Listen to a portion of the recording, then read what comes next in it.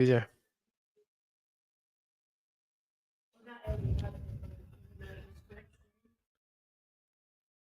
You on YouTube.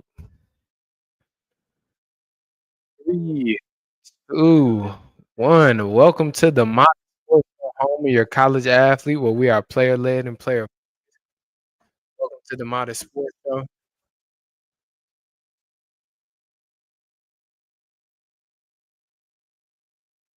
All right, guys. Raylan, you in the chat? Yeah. Hope everyone is having an evening.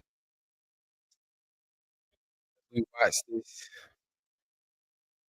stream this live version of the Modern Sports Show.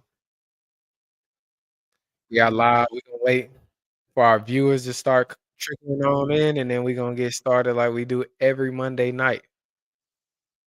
Every Monday night. We stream the game and we ask Corey whatever he thinks about the Modern Sports Show.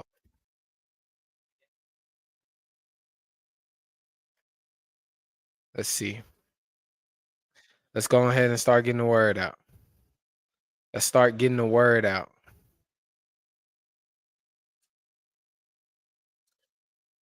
One day we're gonna be big enough where we don't have to do this. We just get other people joining the show.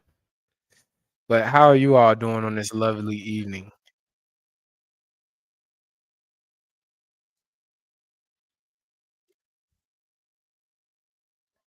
We just waiting on everybody to start trickling on in. I think tonight is gonna be a lovely night. Tonight is gonna be a lovely night. Thank you. Thank you, Brandon. Tonight is gonna be a lovely night while we stream this football game, as well as I think we're gonna have some great audience, great questions.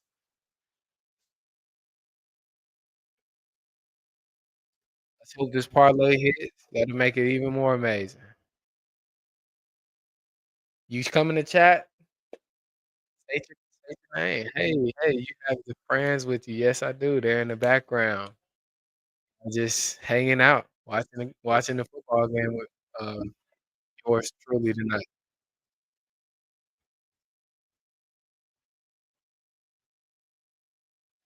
What is everybody doing tonight? When you come in the chat, speak, guys. What's your name? Where you from? Let's get you in the chat and start talking all the crazy things going on in this crazy sports medium that we so dearly love.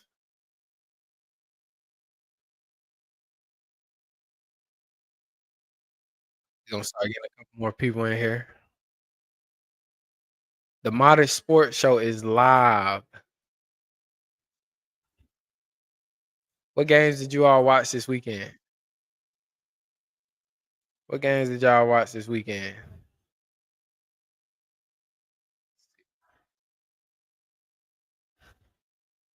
Yeah.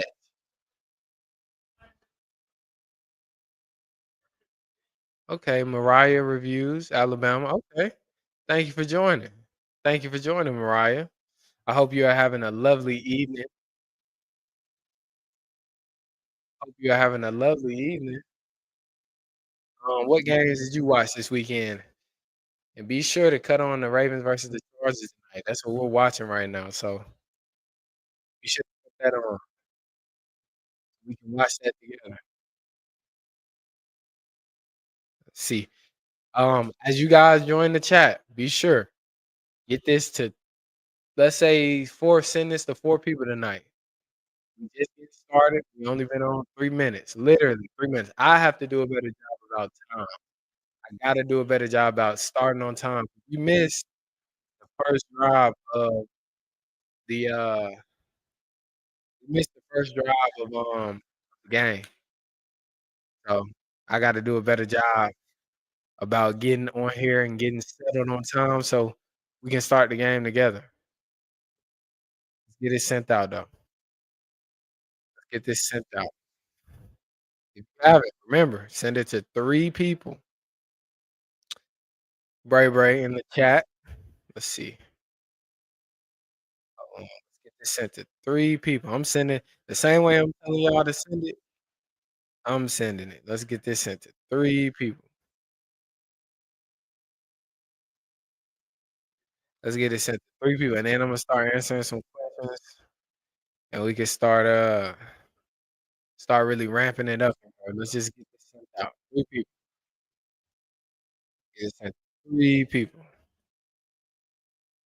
3 people. 3 people.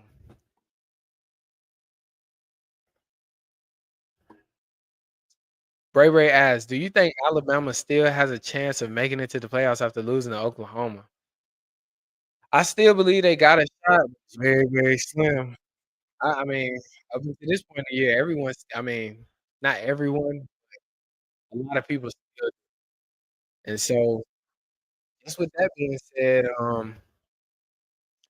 I believe Alabama still has a chance, but it's very slim. They need a lot of miracles, a lot of miracles, um, this weekend to take place, a lot of miracles.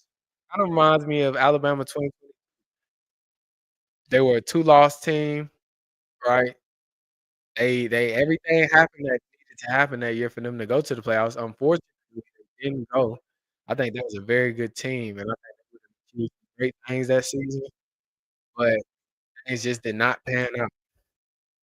But I'm with Coach Trainer on this one. I do not feel like they deserve to go. Um, very undisciplined. At the same time, right, I say it's kinda hard because we kinda gotta give Coach DeBoer some slack. We gotta cut him slack because it's his first season. Just because it's his first season, we gotta cut him some slack right there. 8-3, and this is a team that he inherited, right? I know everyone talks about him being a winner in, different places, but this is a team that he inherited. This wasn't a team that he assimilated. So I think going forward, once Coach Saban's players have kind of been, filtered through the program, I believe he'll be able to come in and reestablish, who he is as a coach and what he can do. He went to the national championship game last year. So, just give him some time, let him work. 8-3 at this point in the year, not bad, like, that's amazing. It's still a what? They're ranked 13th in the AP poll, the closest poll, so they may not deserve to go, but they're not a bad team, not at all a bad team. What other games did everyone watch this weekend? What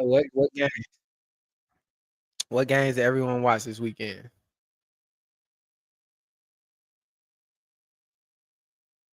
Let's get this live out. I'm still sending it out, getting it to more people.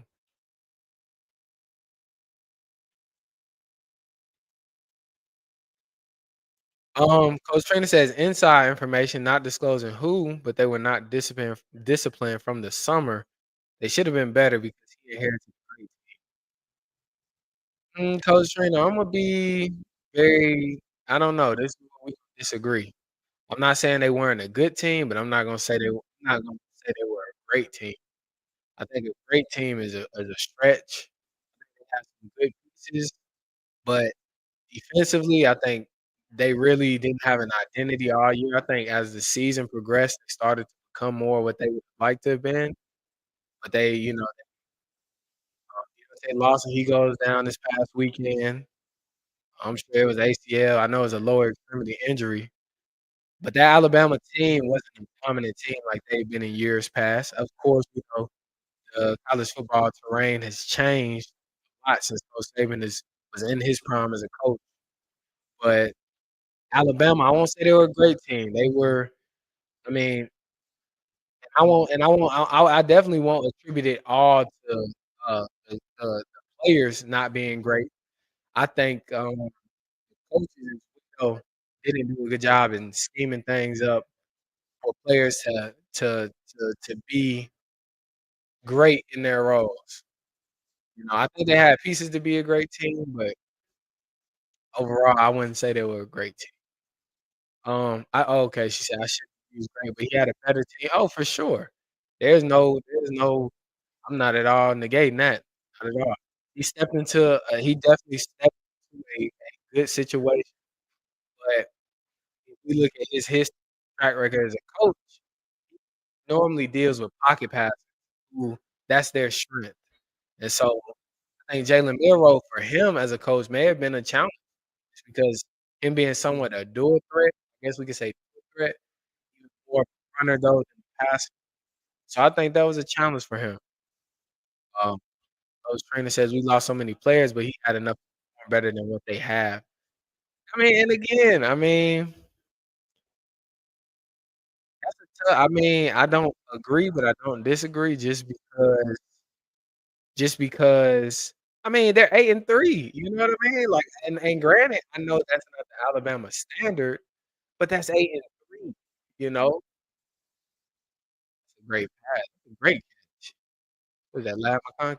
Yeah, Lab McConkey. But I don't think, I think Alabama, like, they're like I know Alabama standard is a national championship, right? But if we're looking at a first year coach, right, like, he won the games for the most part that he should have won. He had a few hiccups. Vandy and Alabama I mean, excuse me, Vandy and, Oklahoma were hiccups. Well, they were hiccups. But he did some good things too. They shut out Missouri. They took it to the wire against Tennessee on the road. What else do we have?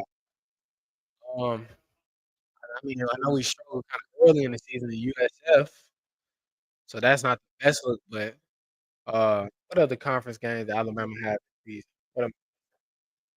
South Carolina beat South Carolina on the road I mean, at home. And South Carolina's a very good team, right? If we think about how folks are starting to view South Carolina, they play fairly well. So, um, we trying to get more people on. Trying to get more people on. I'm finna start making phone calls on this line. That's what I'm finna do. 'Cause this now we got by now we got more people on here than this. Look, hey, we gotta we gotta get our regular crowd trickling on in.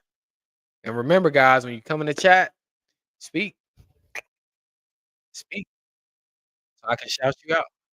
'Cause Coach Trina is she coming early. I see me and Coach Trina, we finna butt heads tonight. I like it though. My mama says, "What are your predictions for the SEC in the playoffs as a conference?" As a conference, I think we'll do well overall. I will say that, uh, I don't think we're gonna win it this year. I don't think we have a team that is that's constructed well enough to go against some of those top teams in college football. Really, I'm only talking about Oregon and potentially Ohio State.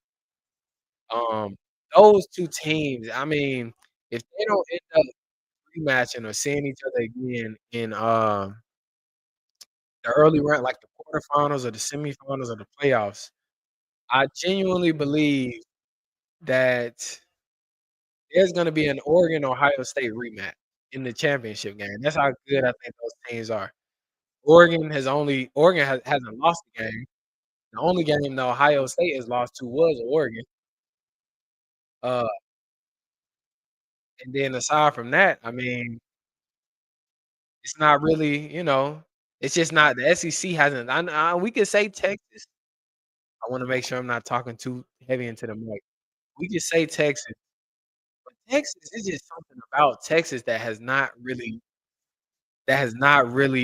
grabbed my attention, like, they're that team, you know what I mean? Like, I still feel like they got some pieces, and Quinn Ewers, he can never quite stay just healthy throughout the course of a season. Now that I'm thinking about it, y'all give me y'all thoughts on this too. But Quinn Ewers, he lost weight last year because he wanted to be more mobile, agile, and I still don't feel like that's his arc. I don't think that's his, prototype as a quarterback. he thrives in the pocket. And so him losing weight kinda was detrimental to him because he got hurt last year. I wanna say he got hurt the year before, and sustained 2 injuries. So I don't think it was necessarily the best move for him to lose weight. But with Texas as a team, I think they have a good defense. Um, we know they lost a couple pieces on their interior defensive line, and so it's just something about Texas. Like, I think they're a great team. Please don't take that away. Again, the only loss they have comes to a Georgia team who is still very dominant when Georgia look now, say this, let me go back. When Georgia is on, they own. When Georgia is playing like we know they can play, and when Carson Beck is when he is, like, making throws and, like, really into his spots, Georgia is that team. But aside from that, Texas just I don't see it. Georgia, when they're on, I feel like they can compete because Georgia's defense very stout defense. So when Georgia is on, they can compete with the likes of Ohio State, the likes of a Oregon. But when Georgia isn't, they're not getting like that's tough. That's tough. I'm getting so far away from the topic. Coach Trina asked thoughts on that Saquon Barkley on his play last night. Saquon Barkley, if I had few better legs or a few more some different props, he would've won me some money last night. Great game, amazing game. I enjoyed watching him play. Now, Coach Trainer, how do you feel about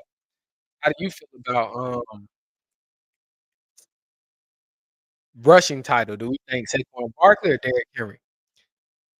For rushing title purposes, I think this game is very important to Derrick Henry. Um, Vinci said modest. Yes, big you late to the party.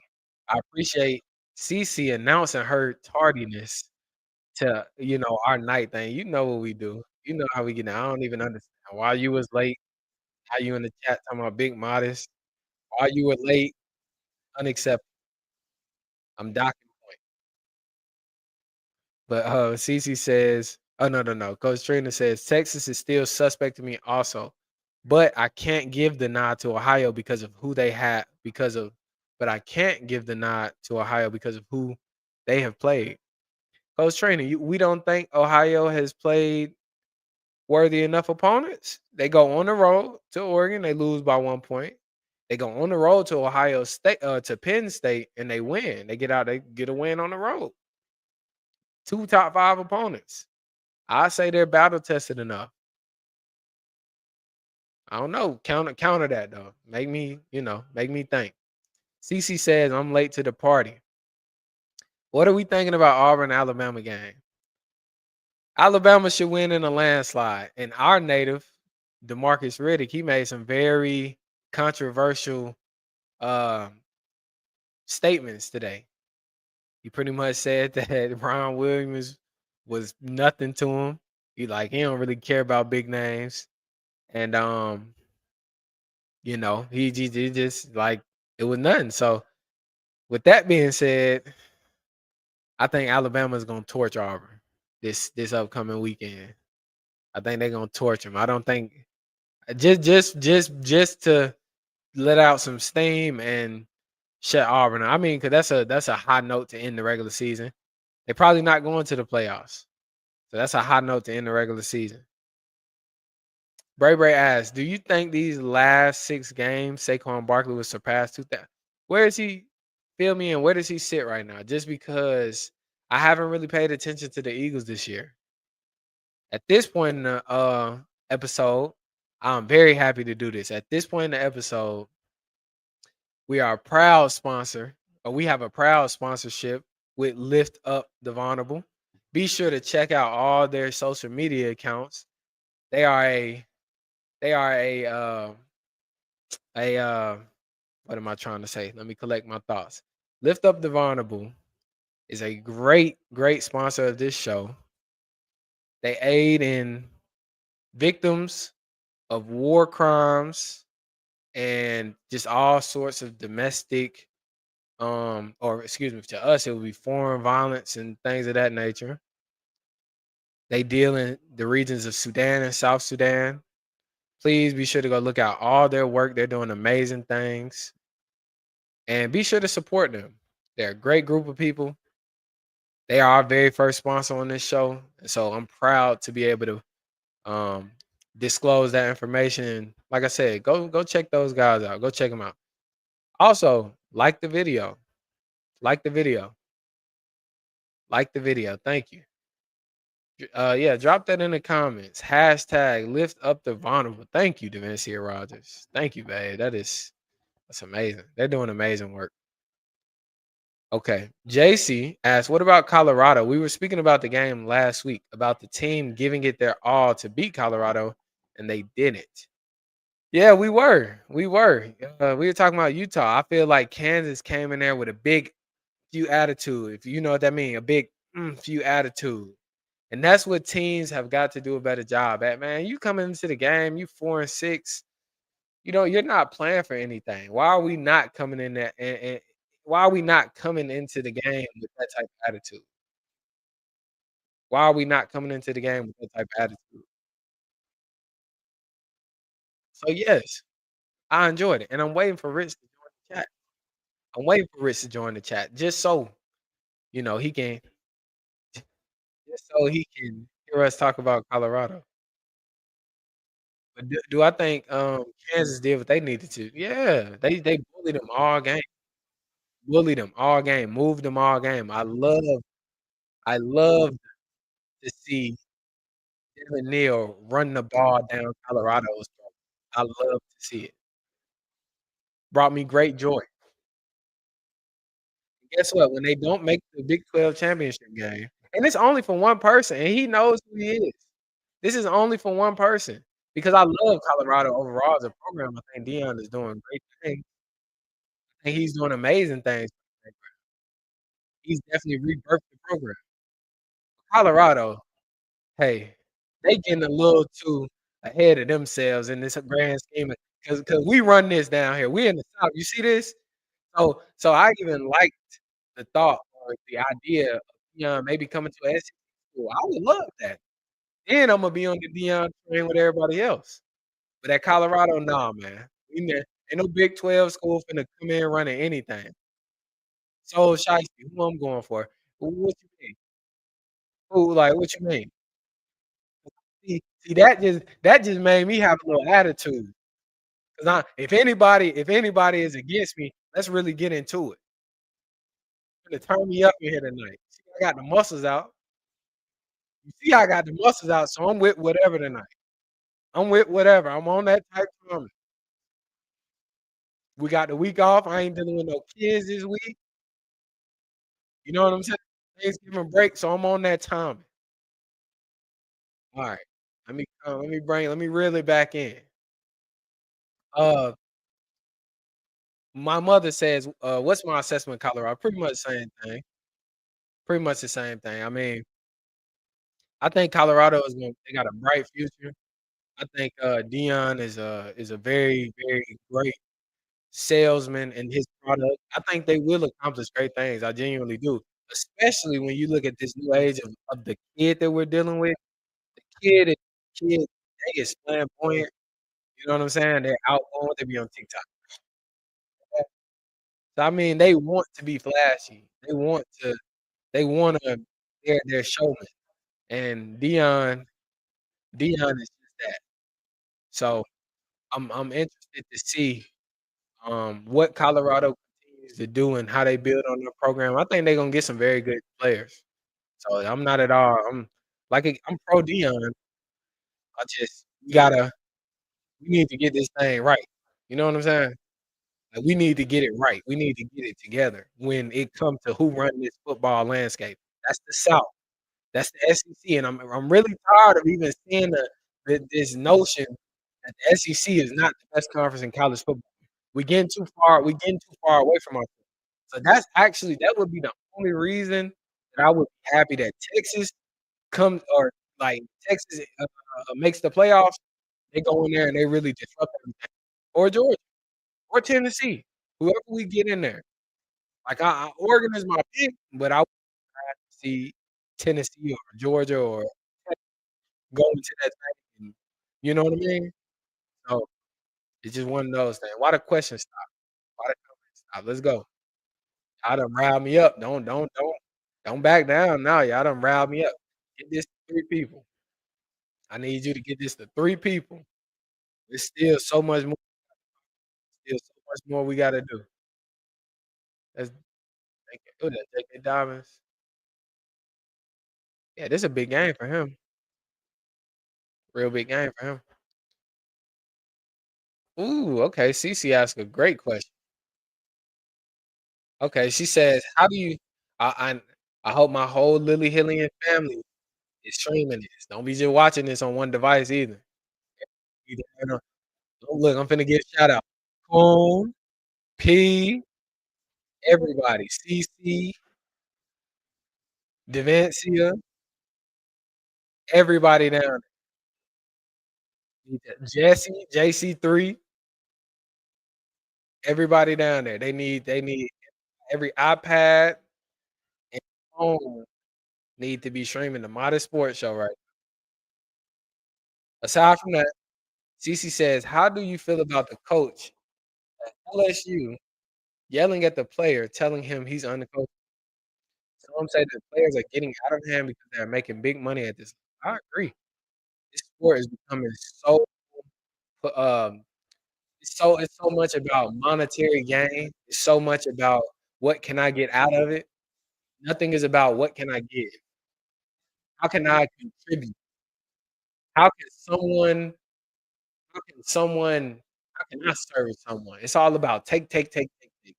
That's all, and that's really what the it's all about. Take, take, take, take. How much can I take? How much can I get? How much can you give? How much can you be of service to another party or the organization or the team? How much of yourself are you willing to sacrifice? That's where I think the game is starting to get so outside of itself. It is gonna have negative impact on the sport as a whole. I hate it because obviously on this channel, this is the home of your college athlete. We love every college sport. We want to see these thrive. We want to see young people thrive in their craft. We want them to be the best versions of themselves. Well, the rate that we're going, all this is gonna be about is money. All this is gonna be about is opportunity, which nothing wrong with opportunity, but what about how can I develop into being the best athlete I can be? Because again, I know everyone says student athletes. I think it's athlete student, but it's all about take. Nobody wants to give. So guess what? When when everybody is taking something and no one is giving anything, eventually you start to run out, don't you? And not the money. We know the money is gonna keep coming, but the product itself. You're taking away from the product itself. That's what you're that and then we're gonna run out with it's gonna be empty. It's gonna be an empty product. You're gonna be looking at it like, "Man, this product, it has no value, has no substance." 'Cause everybody didn't take everything. No one is giving back, but that's a great question, CC. Davincia asked, "Predict where you think Alabama will be ranked." So, this is a great question. In the college football playoff rank, I think they'll be mid-teens. They'll be somewhere in that 15, 16 range. I think it's gonna be right. Only way they're gonna get back in is if, if things go how they need to go. That's the only way. CC says, "And they are calling them disrespectful." Yes.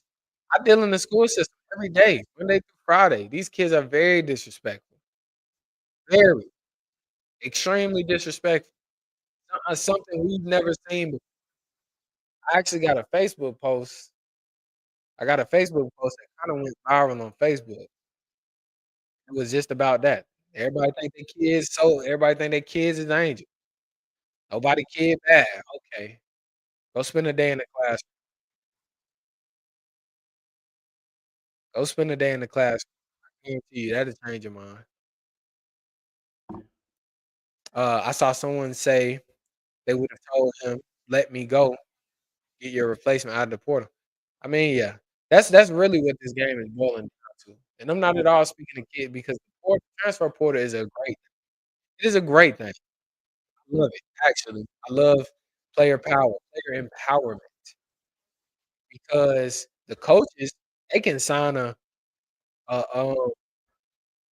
10-year contract, and then when they get good and ready, they can take the next job, or when the school get good and ready, they can fire him, and guess what? He can be in year 3 of that contract, and guess what? He got 7 years left on that deal, and guess what? He'll still be in the whatever state he's on that contract, he'll still be one of the highest paid employees until that contract term ends. So, I'm not at all mad. Our players should be able to leave, but there's a big caveat, and that caveat is just because it gets hard does not mean that you should be able to leave. And because we're here, get this out to 2 more people because we saying some real stuff right now. It ain't even just that it's the Modest Sports Show. If I was watching ESPN, I'd send this around, "Hey, man, this dude is saying some real stuff. Get this to 2 more people. Let's keep the numbers running." But, I mean, college like, dudes should be able to leave. They should be able to if they say, "I don't wanna be here," they should be able to go, but it comes with consequences. It comes with consequences. It ain't and that's part that goes back to that take, take, take, take, take. Dudes think, "Okay, well, I can get to college, I can hit the portal, I can get this NIL money I can get this NIL money. I'm not happy with my situation, I can leave." Cool, that's fine. But when you leave, you aren't entitled to anything. That transfer portal don't mean that somebody gonna pick you up just because you think you the best thing since sliced bread, and that don't mean that just because you go to the next school, your NIL bag gonna be just as big. Like, it's just a whole bunch of just nonsense going on with college football, college sports in general. I don't know, these kids ain't done much of nothing. Again, I think it's different when the cats is actually who is that? I didn't catch that. It was different when cats was coming to school and actually doing the work. They were actually balling. That's a difference. But now we look at it, what are they doing? Why are we even seeing a quarterback who has not played a snap of college football being offered millions of dollars? Everybody in this chat, for the most part, I'm sure, works. We all go to work. So you mean to tell me before you start any day, or before you have done any work for whatever organization you work for, you should be allotted a lump sum of money? Is that how it should work? Tell you what, do you one better. Somebody say they gonna wash your car. Someone say they gonna make you a sandwich. Someone say they gonna cut your grass. You gonna pay them first, or they gonna do the deed, the service first, and then you pay them? So again, nothing wrong with player empowerment. Nothing wrong with dudes getting paid. Go out on the field and show that you worth this. Because again, when you bring money into amateur sport, it's no longer amateur. This is professional. I'm paying you to do a job at this point. I'm not paying you to come to the school and sit on the sideline and look pretty. That's not what this is about. So Imma stop right here and say, "Let me get this to 3 more people. Let me get this sent to a couple more people." Let's see, Coach Hanley. Oh, yeah. Gotta get Coach Hanley in here. Where's my guy Von Dragan? Where's Von Dragan? Ah, man. I know I'm having trouble with this mic. Having trouble with this mic. Hopefully, it's not too bad. Guys, excuse me if I'm going in and out. Really been having issues with the mic. We're gonna get that fixed as soon as possible.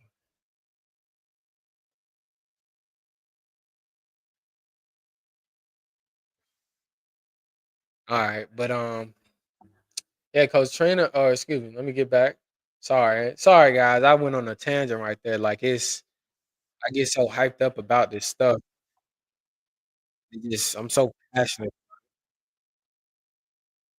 Um, see, Davincia says a word. How much can you give? How much of yourself are you willing to sacrifice? Put it on the shirt. I should get that on the shirt, huh? Coach Trainer said, "Just like life, they want everything instantly. These players can't see beyond short money like a biscuit instead of longevity for wealth." Great, I love that analogy. I love that analogy. That's a great analogy. Um, Bernard Lacy Pop says, "Auburn coming off a big win and Bama with a loss. Do you think Auburn has a little momentum going into the Iron Bowl?" I do feel like they have a little momentum. Again, we were talking about this earlier. I don't know if you were in the chat when, when I mentioned this, but DeMarcus Riddick, right, playing Alabama native, Chilton County native, he kinda made some statements. He made some comments today that I'm not quite sure they were too fond of. He said some very egregious things. So I feel like Alabama probably seen that, and they gonna use that as some motivation going into that game. It might just be a old-fashioned whooping, if I'm being honest. Just because we can say Auburn has some momentum coming into the game, but, I mean, Alabama just took a loss on the road. Of anything, and I'm not I know the question isn't playoff implications. If anything, they're gonna use this as a game to say, "Look, we can beat" just go in this game, whoop up on them, and hope for the best that the other situations and scenarios kinda play out in their favor to be able to slip back into the playoff. So, I think Alabama wins this week, to say the least. JC Caver asked, "Could you speak on why the player from Alabama is suspended from the game Saturday?" JC2. Well, I watched some of Alabama, or I won't say some, I watched a great deal of the Alabama and, Oklahoma game. You'll kinda have to fill me in exactly which player are we talking which player, 'cause, I don't quite remember anybody getting suspended. But aside from that, guys, like I said, with this college football, man, I be pretty passionate about it. I think Rich is somewhere in here watching. Rich, if you in here, man, Colorado blew it. They blew it. They blew it, man. What you gotta say? Speak to the chat. Because again, guys, again, if Colorado doesn't make this Big 12 championship game, which I really I really feel like they won't, you all are gonna see the rapper and entertainer, artist, entertainer, Lil Richie come on the Modest Sports Show and address the public and say that he's gonna owe me money for one, and then two, he's gonna issue, an apology to the Modest Sports Show audience for his negligence in in for his negligence in representing Colorado as an organization. So, just be on the lookout for that. At the latest, you'll probably see that next Monday while we do this stream. He'll jump on here for some short time and issue his apology, and, it'll be public. I'm looking very forward. Aside from that, JC Davis says, "Was Oklahoma defense that good or Alabama?" Alabama offense was that bad. They were that bad, and truthfully, over the course of the season, even as powerful as Dora's mind is as an offensive play caller, Alabama hasn't had an identity all season. Like, we know what they're good at. We know they have a good rush attack. We know they have a good quarterback ground game in terms of running the football, but in terms of in terms of just having some variance as an offense, um, nothing, nothing. They didn't showcase anything. Ah, dang. That's an Aguilar. And I'm still getting this, sent out. So please get this sent out to a couple people and let's keep going. Y'all are asking some great questions tonight. Y'all are enjoying the game. I don't think it's because of the new coach. I think it's because of Jalen Milroe's limitations as a quarterback. I think it's due in part to some of his inconsistency. Um, I just don't feel like I just don't feel like Jalen Milroe gave Alabama its best. Because normally you can do a lot with maybe some decent receivers and a great quarterback, but it's not a lot you can do with a bad or with a subpar quarterback and great receivers because you gotta have someone to distribute the ball. And Jalen Milroe, like it's just like I said, he's just been limited. Is it time for Simpson to come in? Maybe the Jalen Tua moment? That's a great observation. I do not feel like that is a that is a great observation. I don't quite know if, she came up or if someone helped, but if she did, I'm very proud of you. If she came up, I'm proud. Uh, but I mean, at this point in the season, it's too late. Too late. You ride with what you got. Play this last game, and you just ride with what you got. But that's a great question. You not finna lie. You gonna stay on. Jason K. So we still thinking Heisman? Yes, I like Travis for Heisman. I think after this week, you know, and it was a sneaky quiet game. Like he was good. You know what I mean? But yeah, I like Travis for Heisman. I think I can confidently say that. I think we can confidently say that. What else we got? Let's get this out to some more people. Y'all are coming with some great questions. I think I'm a little more curious to see um who is gonna come out of what out of each conference. Out the Big Ten, are we still liking? Of course, Oregon could lose their conference, they still get in.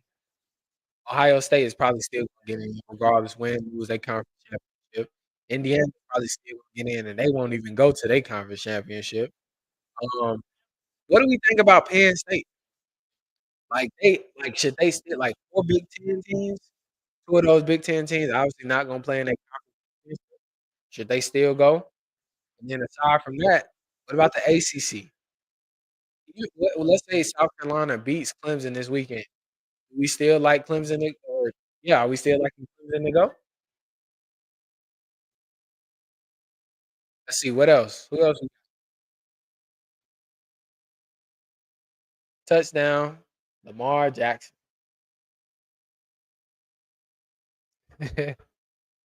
Touchdown, Lamar Jackson. Tulane. Tulane, okay. Just need field goals. I don't score, man. Just get my field goal.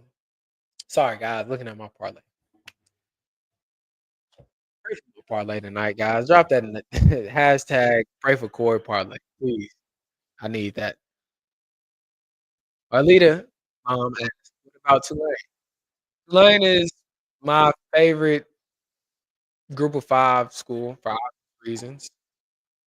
We obviously got some family, so obvious reasons, but aside from that, Tulane, they should go. I think they should get the nod. I mean, UNLV has 2 losses, but again, though, you got a way straight schedule. Those 2 losses, one of those losses come from Boise State. Boise State is beat up coming into that. And Tulane, their 2 losses come from power conference schools, and they actually played pretty well in both of those, things. Oh,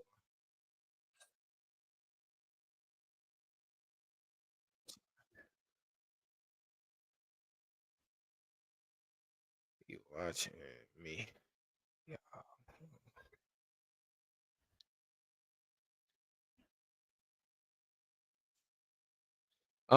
But I'm sorry. Sorry to get sidetracked. Trying to get a couple more people in here, man, clarify some things. Mama, hit up Coach Hanley, tell him, join the chat. Trying to explain that to you. But aside from that, um, Tulane, I like Tulane. I think Tulane is going to be, a great team. I think whoever Tulane plays, it would be good regardless. Like, whoever they play, they gonna give them a run for their money. So I like Tulane to make the college football playoff. I mean, and to be honest, I don't know why the committee hasn't taken them more serious. Like, they sitting right there, like, I don't know. They were ranked 20 in the last basketball playoff field, but why is Boise State ahead of them? It don't make sense. Again, they're running with narrative, they're running with storyline. Ashton Gentry is balling, he's been playing some great ball, so of course, they wanna get that in the playoffs to see what that could potentially do. It's a moneymaker. Tulane ain't quite had that story, they just been winning games, being low key. Like I said, they only lost 2 games to power conference schools in Kansas State, Oklahoma. It's just one of them things. Aside from that, though, Vince Rogers, baby, as you have a favorite team at the moment. I know some things have been shaking up. Oregon is my favorite team. We know how I feel about Oregon. Oregon is a great team. JC asked, "So, when we were watching the rankings, I heard one of the anchors say, 'Look at who the team played.' Could you elaborate?"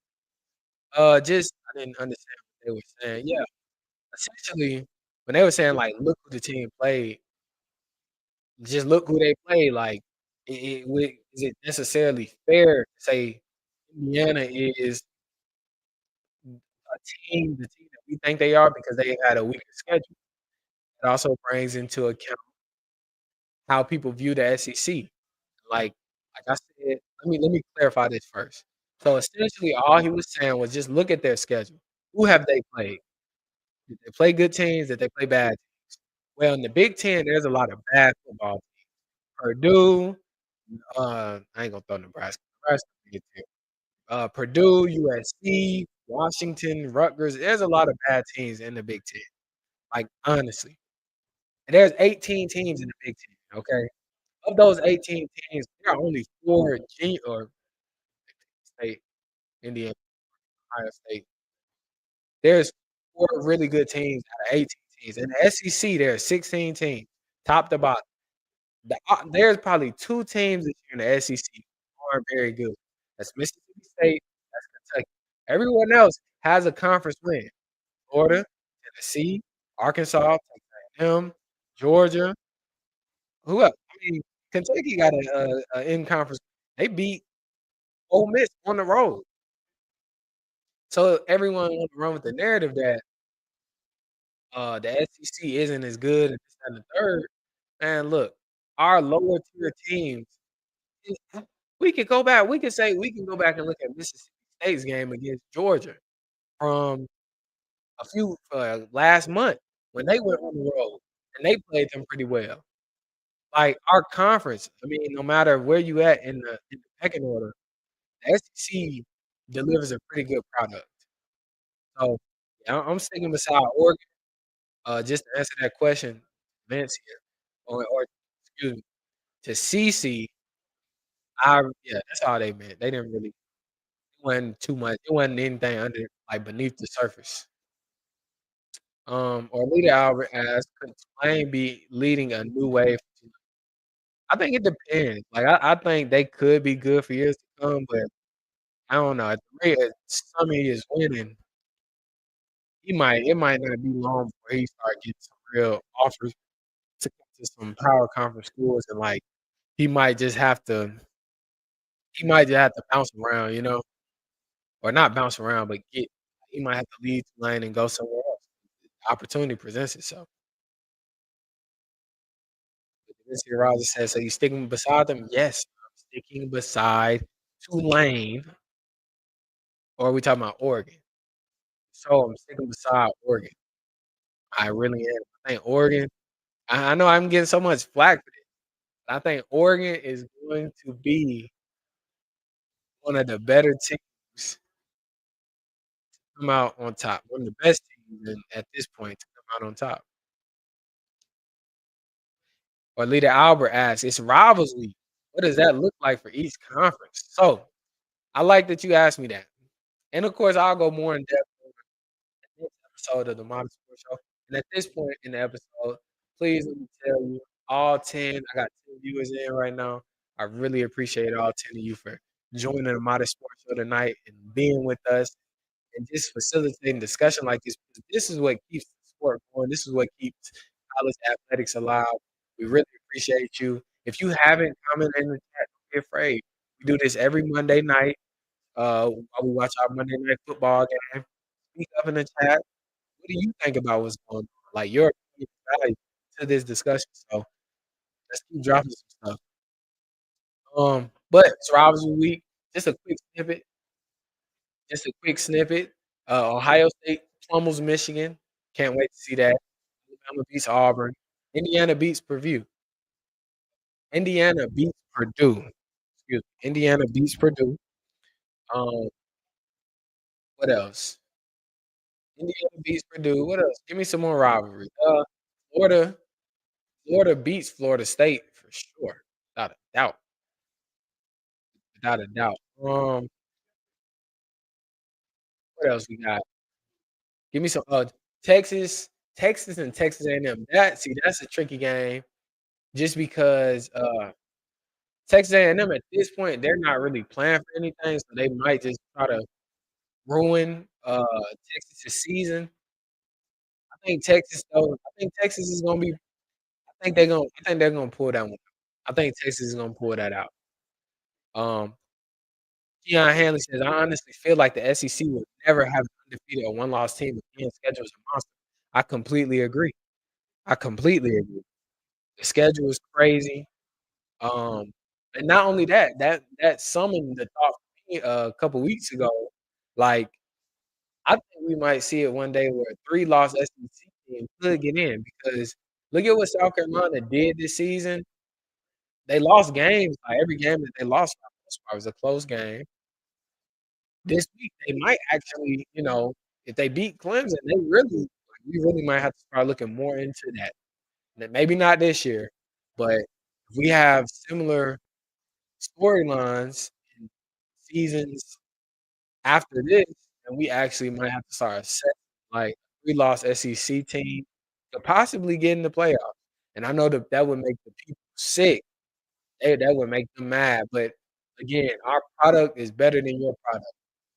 The bottom of our conference can beat a mid-tier top team like the same way that, a mid-tier, low-tier team in the SEC can beat a top-tier team in the SEC, they could go to any conference and do the same thing. Um, Braylon Lacey asked, "How does it feel to be right around the corner of one of the biggest SEC stadiums?" I think it's great. It's amazing. I think the infrastructure here is beautiful. I think Alabama has one of the most beautiful campuses in America, actually, so, um, I think it's great. That was BJ, excuse me. Just for clarification, chat, that was Bernardus Lacy Jr. Just for just for clarification. Oh, you know what, Keon Hanley, guess what other Hanley we saw today? We saw Eric Hanley in town, so it was good to see my man Eric. Great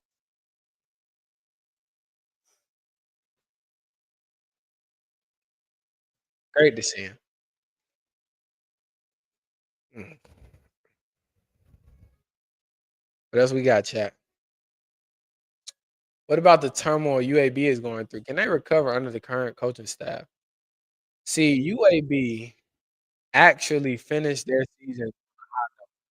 I'm not quite sure, I'm not quite sure what, who they got coming up this week, but I will say they've actually played good ball. We went, obviously, to, a couple weeks ago in honor of Harold Williams Jr. Shout out Harold Williams. We went to the game to honor him, but I believe UAB, they played good against Tulsa. That was the game we went and watched this past weekend. I forgot who they played. I think they played fairly well. And so, yeah, UAB, they're ending the season on a high note. How do I feel like they might be going forward? Not quite sure. I know they got the ballers on the sideline. There's a junior on that sideline that I think we can make great plays. And so, you know, we're gonna see about UAB. We have to see about them. Keon Hanley says Tulane will at least get to the semifinal. Uh, Keon Hanley, I need you to get Vondragus in here. This is what I was talking about on Facebook the other I need you to get Vondragus in here. I had some different opinions. This is the place to do it. If anybody got Vondragus, phone number, get this to him. His friend is in here tonight. So I need to see that. Oh, he's on the flight. Okay, okay, okay. Anyways, Coach Henley says Tulane will get to semifinals. They can run the ball for sure, for sure. They can run the ball. They got a great running back. They got a good running quarterback as well. Tulane is so funny to me because no matter even when what's my man name? Willie Fritz was the coach. Like it's kind of like they're like a little mice, like a little rascals team. Like they're always undersized when they play people. But it's like they're like just like Ratatouille, you know what I mean? They find ways to get the job done. If we go back to 2022 Cotton Bowl and USC beating or excuse me, Tulane beating USC in that game, like USC that's not even like a that matchup don't even make sense. But Tulane always they're chippy. They're chippy. They're chippy. I mean, what can I say?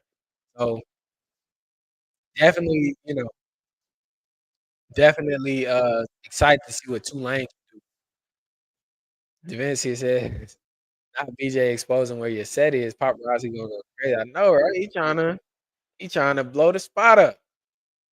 Uh and when Drake's on the flight. Yeah, Harbaugh versus Harbaugh tonight for sure.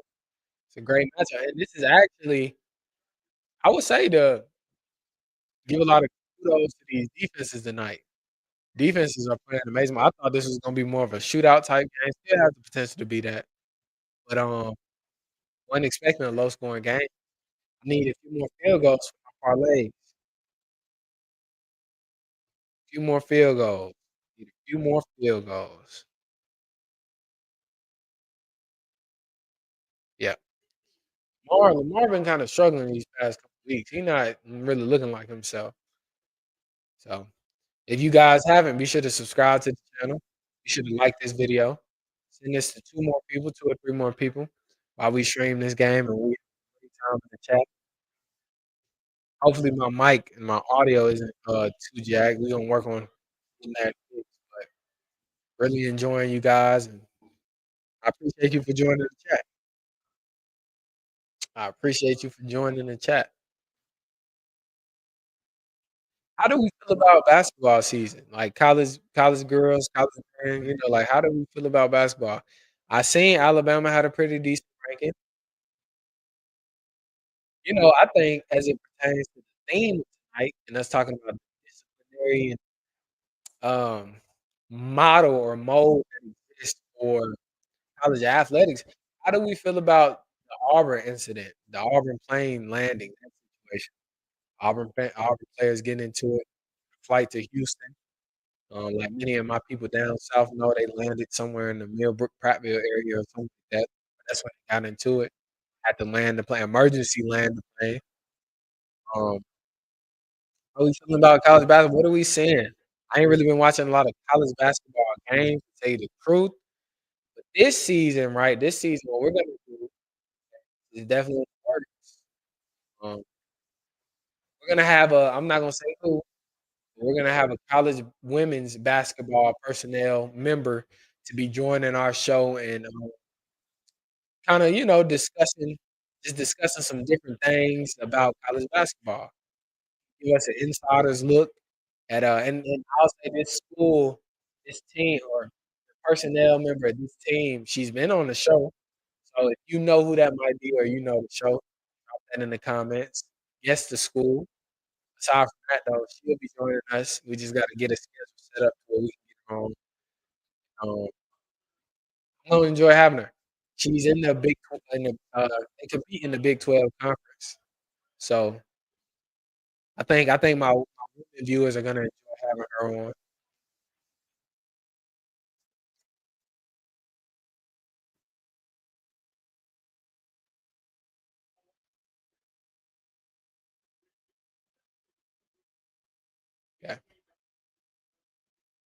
What else we doing, guys? Don't let it get dry. Let's keep the momentum high. Oh, I ain't even try to rhyme right there. I ain't even try to rhyme. Don't let it get dry. Keep the momentum high.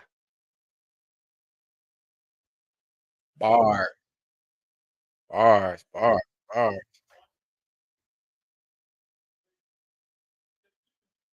Hashtag Jay Sherrod. Not quite. Not quite. That was close though. Not a bad guess. Let's go. Get out of there. Get out of there. Good job. Good job. And we need him for 90. We need him for 90 receiving yards tonight. We need him for 90. Gunslinger. We need him for 90 tonight. Yeah. Got good stuff coming for y'all on the Modern Sports Show. Great stuff coming. Let's go. Keep the questions coming. Where my Lily Hill gang at?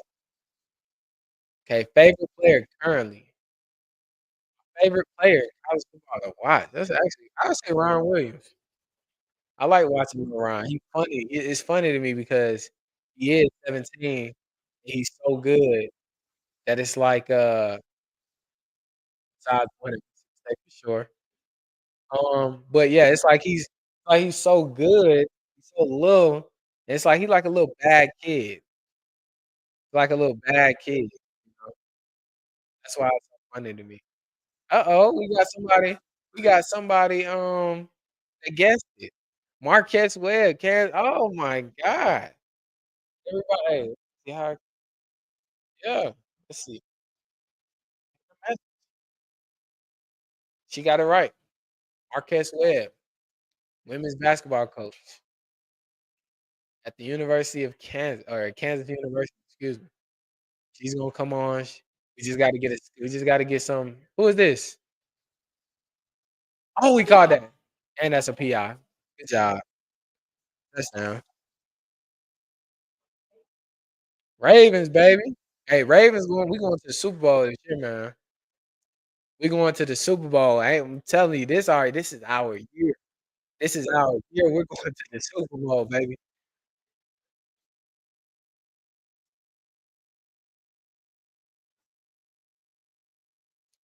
If anybody's seen the comments, right, that DeMarcus Riddick made, one DeMarcus Riddick, how do we feel about that? Do we think it's I love trash talk.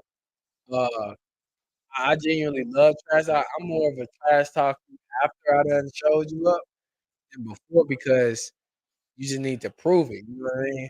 What you a bad mama jamma if you coming into a outing or you are showing it, you uh even in a bad mama jamma, even in pajamas. You know what I mean? But yeah, man.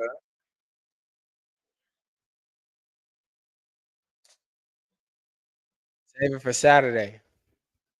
Save it for Saturday. Yeah. That's just how it is. That's just how it goes. Save it for Saturday. Save it for Saturday. That's why I say I got Alabama in this win. I think Alabama is gonna sneak the win, and they're gonna get it done. John Simorgh motivates kids to play outside themselves. Yeah, I hear it all the time. Summy is a motivator, right? Love, he doing some great things down there in New Orleans. New Orleans. Alita Alvarez, I love the kid because he's from hometown. We'll see for sure. We always gonna, choose our own. Just making and again, I think somebody made a bold or like they it was a good statement, like, "He not gonna be the one that gotta cover him regardless." So, what he say what we was talking about, earlier, mom, writing checks that you ain't gonna have to cash. So, hey, Auburn secondary, they gonna have to be on high alert.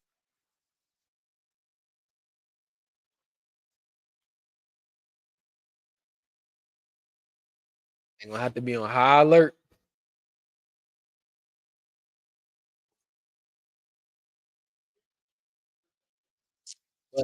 Anywho, aside from that, we had jumped up to like 13, 14 viewers. Let's get them people back. Hopefully, my responses aren't too delayed. I'm seeing the comments trying to come in a little bit slower. Hopefully, y'all just trying to come up with some stuff to ask. What was your favorite meal after a football game? Ooh, that's a great question. My favorite meal after a football game, favorite meal all time after a football game. I'll tell you what, I'll do you one better. I'll tell you some of my best pregame meals, and this is crazy. My best pregame meals that we used to get probably when I was in Hardaway High School. I tell you, that was some of the best pregame. We was sorry. We was sorry. I don't think we won a game. We either went 1-9 or 0-10. We won one game all season. But look here, I tell you, them was some of the best pregame meals. See what it was, they made these hamburger steaks. You know how I feel about hamburger steak. They made hamburger steak, and they had green beans, but it was a flat green bean. It was flat. It wasn't like the regular green beans, it was flat. They had mashed potatoes. This is the kicker, though. This the kicker. This is what folks used to die about. 2 things, actually. It was they had big, thick toast. I'm talking about it was about this thick, about that thick, and they had, bananas. It was the bananas and the Texas toast that cats used to be on the bus getting ready to die, like, really get into it about that. So, yeah, that was those that oh, that pregame meal, that was some of the best pregame food that and like I said, we was sorry. We was yeah, Italian green beans, that's what they call it. Yep, that was some of the best pregame food. Super Bowl talk, you said the Ravens versus who? I would say the Ravens versus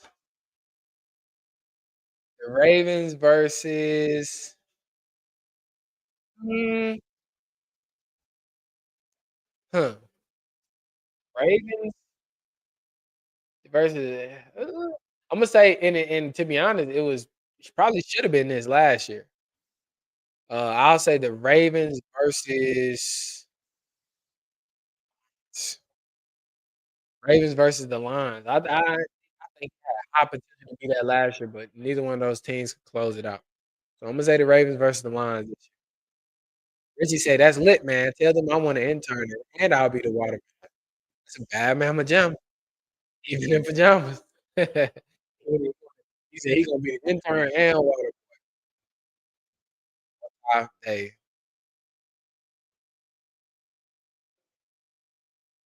aside from that though, how we feel about and hey, I said that because the twins the twins, they you doing that on purpose, baby. That's you don't like me, but look, I got good out at 14 years old and I was still thugging. She had that, so I need her. Alright. Rip Clit 777. What's up, man? What's up? Rip Clit 777. What's good? What's good, bro? That's how you when you come in the chat, that's how you bring the energy. I like that. What's up, man? So what's up to you then? What's up? Rip Clit, shout out Rip Clit 777. Aside from that, Lil Richie said, "Who winning Coach of the Year? Are we talking college or are we talking NFL? Just clarify that for me, boss. We talking college or NFL?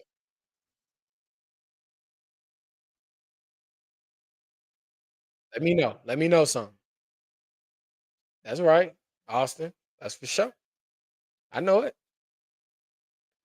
It's the TikTok. No, it's really Miss TikTok. It's really Miss TikTok. 'Cause period.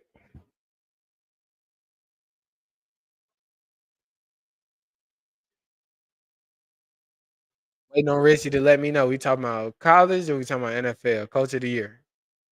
College or NFL? Because if it's college, I think he's gonna like my response. I know, bro. Man, look. I mean, I'm not hurt because again, I'm not a fan of anybody. I love good college football, but I will say, I was sitting there, right? It was Saturday night. What did I make Saturday night? I made a, what was I making? Food-wise, I'm trying to think. I had made some on Saturday night. What did I make on Saturday night? I was cooking though, to say the least. I was cooking. I was in between cooking and watching the game. And I'm watching Oklahoma do this to Alabama, and I was in pure disgust. I was in disgust because 'cause I'm like, I have seen a Tulane team, Tulane. I have seen a Tulane team compete at a much that's what I was making, chicken sandwiches. I was making homemade chicken sandwiches. I have seen a group of 5 school compete against Oklahoma much better than what Alabama showcased in that game. And I was very, very, disappointed in Alabama, like 3 points. I'm still at a loss of words because it's one thing to get blew out, but it's one thing to get shut out and blew out. Like, that's 2 totally different things. You mean to tell me all you could score was 3 points on that Oklahoma team? Now granted, we know Oklahoma has a very good defense. I think Oklahoma's football philosophy and their team and their organization is predicated on defense. Obviously, they got a head coach who was a defensive play caller in Brent Venables. But come on, man, 3 points? All that firepower on offense, all you can produce is 3 points. And then aside from that, you aside from that though, but you I mean, you have wide receivers, you got a pretty decent quarterback, he can move around in the pocket, he can do some things. How you can put like, come on, 3 points is ridiculous. And part of me is like, when they're playing like that, if they go to the playoffs, they're gonna get embarrassed. So for the sake of Alabama's leg, they probably don't need to go to the playoffs. Probably just need to go to a little bowl game, be happy about playing in the bowl game, and leave it alone. Playoffs, I don't know about it. I don't play by no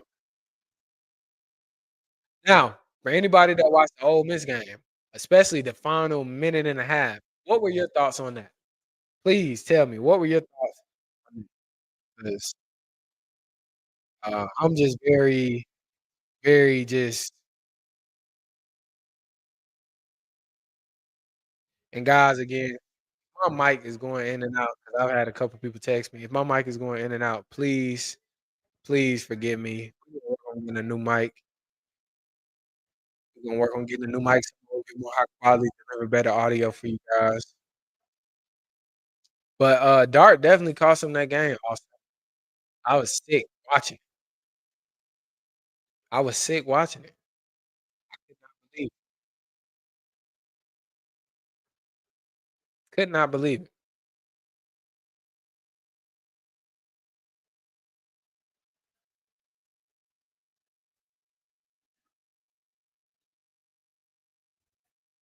Let's see.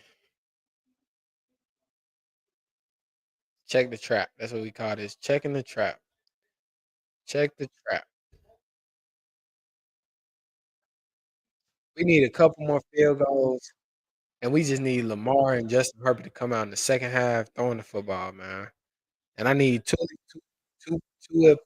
Palolo, whatever, I need him for 1 second. Austin with a great observation. Florida's gonna be solid next year, though, especially with Lagway. I 100% agree. I was never again, I spoke about this on the podcast earlier in the season. I was never on the hype train that Napier should have been on the hot seat. Everybody wants instant gratification these days in college football, and this is Napier's 3rd season, I believe, 3rd season at Florida. Why are we calling for him to be fired? Year 3. Like, the team like, I could see if we talking about 5, 6 years, maybe 4, 5 even.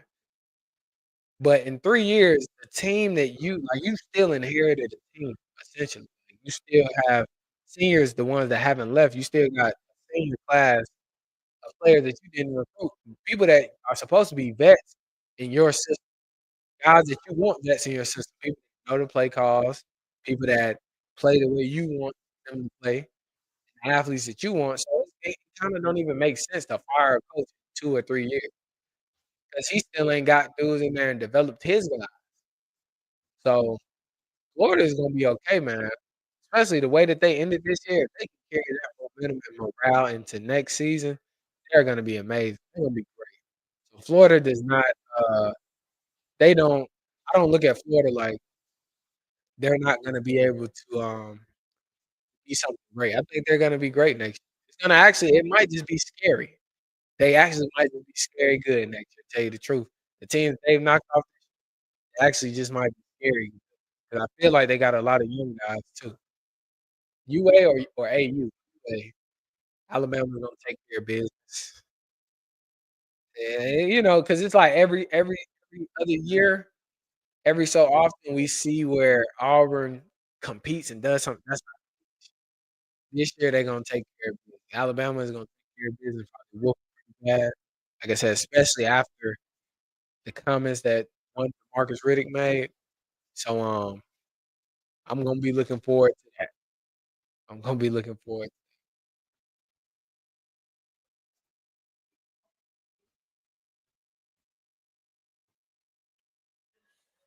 Thank you, thank you. I definitely think our viewers are asking some great questions and keeping the morale and the momentum high. This is a this is another question, and I'm curious to know what y'all think about this. Do we believe momentum exists in sports? Momentum exists in sports? That's a great talking point in college football. Um, and so I'm curious to know, does momentum actually exist in sports, or is it kinda like just the I don't know, the scheme of the is it the reason and the logic of the game, or does momentum actually exist? Austin says momentum definitely exists. Okay, yes. Okay, Bray says yes, for sure, for sure. I mean, I don't and it's really crazy because I think it's nerds and people who haven't really played in the game that would say it doesn't. Tom Gross, sending love. Matt Eldridge, sending love. Thank you. Thank you, guys. Oh, wow. Oh, wow. Sending love. That's great. Oh, wow. What is this? Sending love. Who is this? Who's this, guys? Y'all did one? No? Oh, man. Well, whoever Tom Gross is, we greatly appreciate you. I have no idea who or what this is, what's going on. But guys, yeah, shout out to y'all. Who do I have winning tonight? I got the Ravens winning tonight. The Ravens are winning.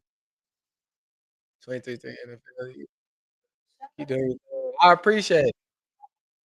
I thought I was in the wrong chat. Well, thank you guys. I really appreciate you guys for joining the chat. Uh, this is the mod. If you're unaware, this is the Modest Sports Show, home of your college athlete. This is the Modest Sports Show, home of your college athlete. We on this show, we just, you know, things modest and we talk ball. I appreciate you guys for joining tonight. I appreciate you for being a part of this chat. We do lives every Monday night, and we stream the NFL game while we talk about what's going on. So I really greatly appreciate you all for joining tonight. Thank you. Thank you. Aside from that, hey, guys, I'm very, very blessed, very thankful for you guys joining the chat. That just happened very quickly. Very um, aside from that, I don't play sports. So I played at the University of Kentucky. I played college football at the University of Kentucky. Um, okay, College Rocks, Oregon. Okay, I like Oregon. Oregon is definitely my pick in this year's college football. The comments are coming so fast, guys. So I apologize. so fast. Thank you, I appreciate that. American Walmarts, I appreciate that. Guys, if you haven't, subscribe to the channel, please. We are definitely thankful that you're here. Happy Thanksgiving to everybody.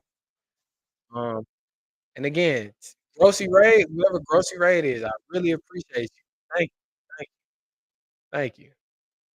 My favorite NFL team is the Ravens. The Ravens is my favorite NFL team.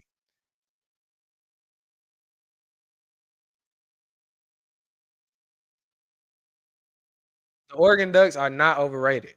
I think the Oregon Ducks are as advertised. I think they're legit as advertised. Yes, sir, Ravens. Let's go, Ravens. That's right. Ravens. Let's go. Yeah. If you guys haven't subbed to the channel, this is the Modern Sports Show on this channel. We do this every Monday night. Throughout the week, we drop analytical episodes where I break down the game of football. I played at the University of Kentucky. I was a linebacker. Guys, be sure to follow us on Instagram at the Modern Sports Show. Follow us on X at the Modern Sports Show. Subscribe to the channel here on YouTube at the Modern Sports Show. And keep just watch this. I'm telling you, man, we're going up. I really appreciate you guys for joining the chat. Thank you for joining the chat. Um,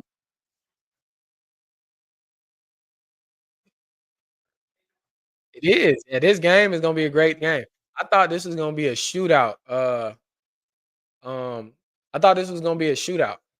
This is definitely gonna be a close game. Definitely gonna be a close game. You guys can find me on Facebook also, Corey Albert. My name is Corey Albert. So find me on Facebook. Packers fan, okay, for sure, for sure.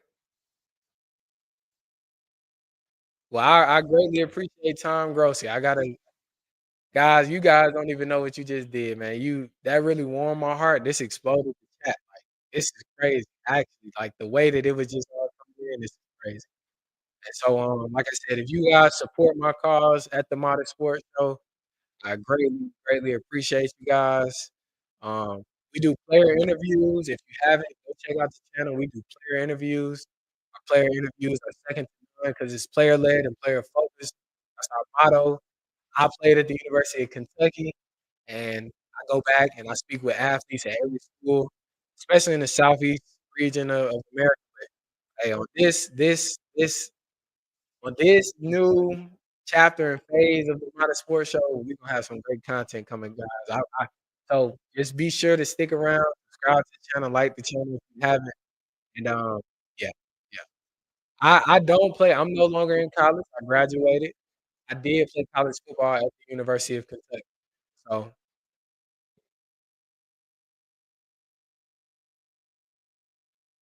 oh yeah.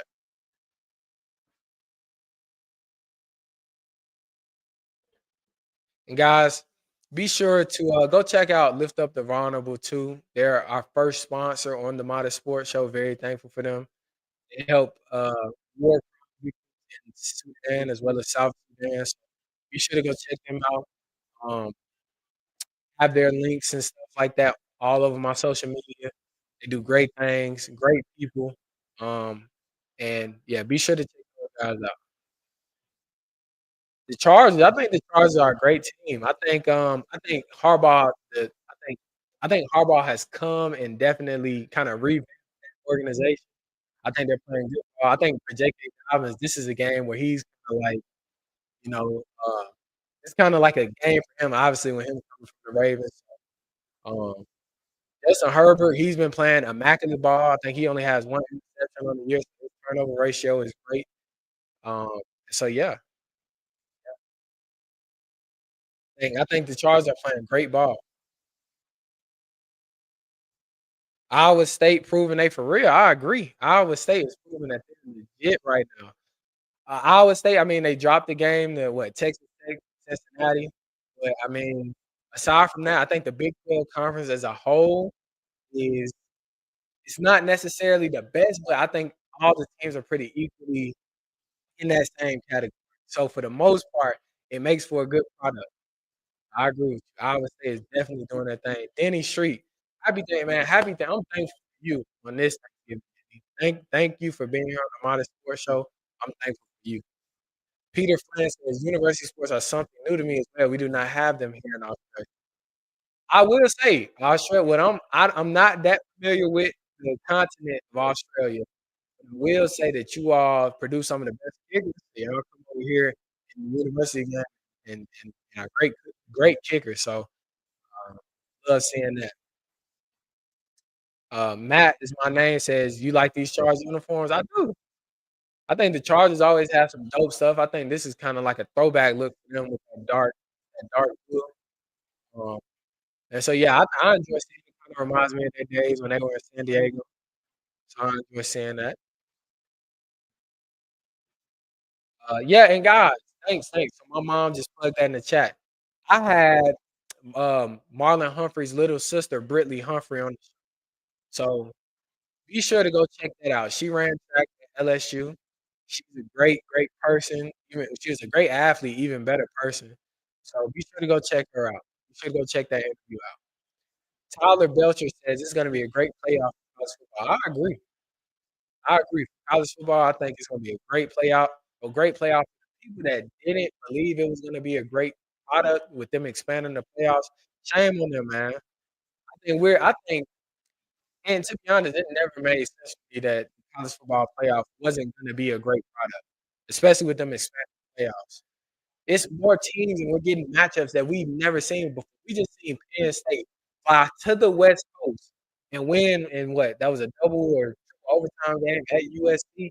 I think that was a very great just I love it, man, all around. Even and I know there's some implications with, players as far as the overall product and the organization having to fly on a Thursday across the country, things like that. I mean, man, us as if you're a college football fanatic, love it, like I am, I played college football, I'm a very big fan of the sport. You love to see matchups like that. Again, in the way that things are going, we might see a like a Georgia have to go to Penn State. It's depending on the way these things, play out. So, man, I'm just this is love. Larry Forrest, what's up, grandson? What's up, grandpa? What's up, grandpa? I appreciate you for joining the live. Thank you for joining the live. We just had an unprecedented thing happen on the modest. So I'm very thankful. So forgive me if I'm a little overexcited right now. My score prediction on this Chargers Ravens game, I'm gonna go 28-24 Ravens. 28-24 Ravens. 28-24 Ravens. Peter Flynn says, yes, Australian rules football have the best punches because our game revolves around long kicking due to size of our grounds, roughly yards long, about 180 yards wide. Okay, okay. Yeah, see, all I know is as far as the punting game goes, I played defense. So all I know as far as the punting game goes is the rugby style. And so that's great to hear though, man. That's great right there. Things are slowing back down a little bit. That was a little that was a lot. That was a lot. Keep the questions coming though, guys. Definitely need the W. There's Huston Gerbert says, "What do you think about Herbert and Harbaugh?" I think it's a good combo. I think both are very tough-minded individuals, and so I look forward to seeing what they'll accomplish on the season. They're obviously on the run. Do some good things.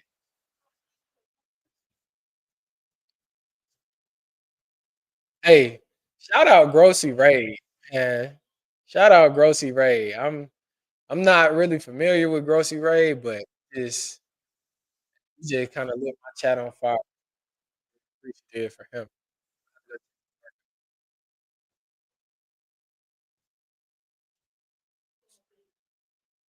Jennifer Coote says, "Spreading chaotic good to new streamers." I appreciate that. Uh, Bob Cooper says, "Keep it going." I appreciate you, Bob Cooper. What else we got? William Barber says, "Steelers Super Bowl." I don't see that one, man. I don't see the Steelers going to the Super Bowl. Not this year. I think the Ravens, I think we're too good. You know, do I play fantasy football? I do not play football. I'm really not familiar with fantasy football and, like, how it works. I do some props. I do play some props and stuff with Prize Picks and stuff, but not familiar with fantasy.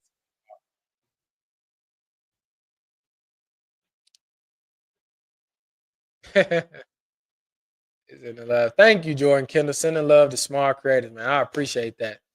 For my new viewers, be sure to like this video. Be sure to send some love so I can send some love back. And subscribe to the chat, guys. Subscribe to the channel.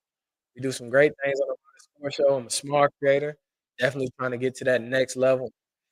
I mean, in the past couple of months, what just happened in this chat, that was probably one of the biggest things.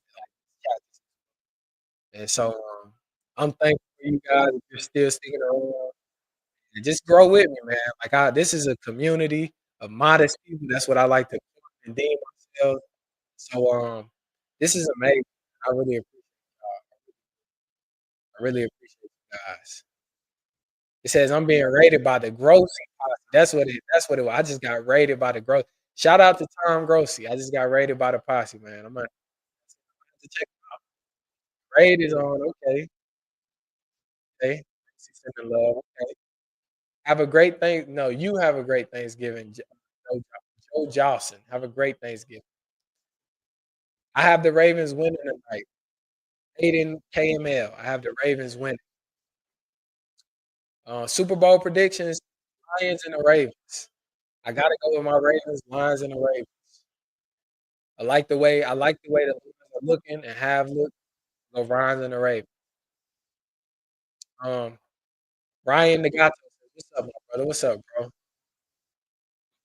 Great Packerman says, "Like and subscribe." I appreciate you, man. I appreciate you. Tracy McWay says, "Like and sub." I appreciate you, Tracy McWay. Thank you. Thank you. Thank you. Thank you. Keep the love coming so I can send love back, guys. I appreciate Tom Grossi.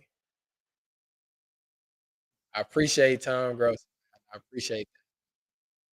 Greatly appreciate. I don't know where that where that came from, but God works in mysterious ways. God works in mysterious ways. I'm just trying to God for the people that are still on the chat. I'm just trying to go back and read some of these comments. Trying to get caught up. Larry Ford says, "Love what you're doing," or "Loving what you're doing." I appreciate you, Grandpa. Thank you. Or Leader Our Relay says, "What if colleges did the international game?" They do. They do. They do an international game at the beginning of the season. They have it in Ireland. So this year it was Florida State and Georgia Tech. That's when we seen Georgia Tech beat Florida State. Um, but Leader Albert Lacey says, "What if colleges did the?" Oh, okay, no, excuse me. Peter Flynn said, "Rugby is not our game. Rugby is what NFL is based on. Also, rugby plays tiny bits like NFL for sure." For sure. Rick 777 says, "Do you think Brian Williams will transfer?" I don't think he will transfer. I think to be honest, I know people are saying that the Ty Simpson kid is where they're kind of looking to be at. Guys, for the people that are just now joining, I specialize in college football. In the NFL, I got just because I somewhat pay attention, but I really specialize in college. Tonight, we're watching the NFL, the Monday Night Football NFL game. Obviously, just watching it. This is kinda more of a chill setting. We really get into, what I can do on, the episode side of things. But I love connecting with you guys like this too. I love connecting with you guys like this as well. But, Rip Click, do I think Ryan Wilson I don't think he'll transfer. I feel like, Ryan Williams is going to be a I think he's gonna develop into a first round draft pick quarter I mean, he really already is, but I think he's waiting. I think him and DeBoer wanna see what the kid that he brought with him from Washington is gonna be. So, like, is I think his name is Austin Mack, Austin Long, something like that. Is he gonna be what, is he gonna become? Because what, he's 6'5", 6'6", long. Say he's a gunslinger. So I don't think he's gonna transfer as long as that kid can come in and kinda give Ryan what they need. I think they'll retain. That was a good Alita Alvarez says NCAA football, Mississippi State number 15 on defense. Yes. Guys, my little brother is a safety on Mississippi State football team. Um, and so be on the lookout for him. He's doing big things. Aiden KML says, dang, the announcers really tried cursing Tucker there. I missed we're talking to you guys for good purpose, but I kind of missed that. Peter Flynn says college here in Australia is high. High school year, college here in Australia is high school year 7 to year 12. Okay. Okay. So here in the States, college is after high school. So it's after year 12. College is it would be year 13 to 14, 15, year 16 technically, but we don't call it that. We call it freshman, sophomore, junior, senior. That's what we call it. Just same way you would call it in high school, but we call that college too. We don't call it year this, grade this. So yeah, yeah. I appreciate you guys. Again, if you're just now joining the chat, be sure to like the channel, be sure to comment on the video and subscribe to the channel. Um, man, I appreciate you, Tom Gross. Really do. I appreciate you, man. I really do.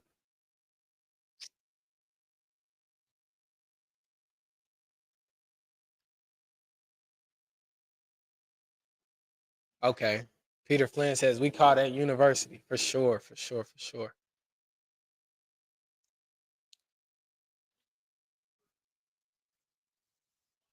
for sure.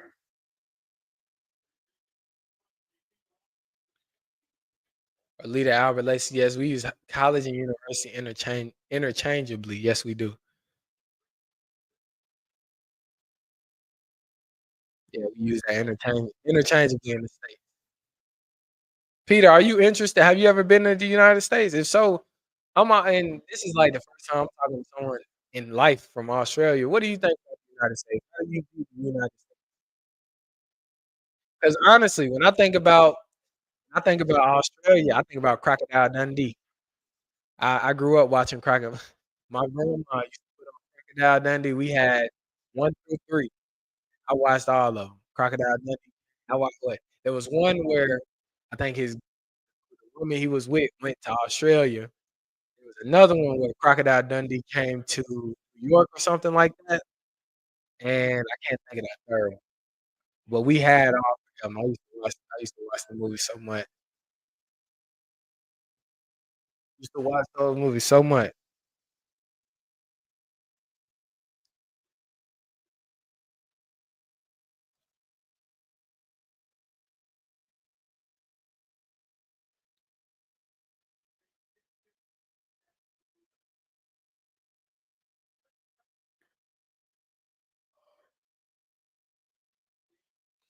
Man, I got raided by the Tom Grossi posse, by the Grossi posse, okay. For the ones of you that like, I greatly appreciate you. I greatly appreciate it, right there. Greatly appreciate you. This is the Modest Sports Show, home of your college athlete, where we are player led and player focused,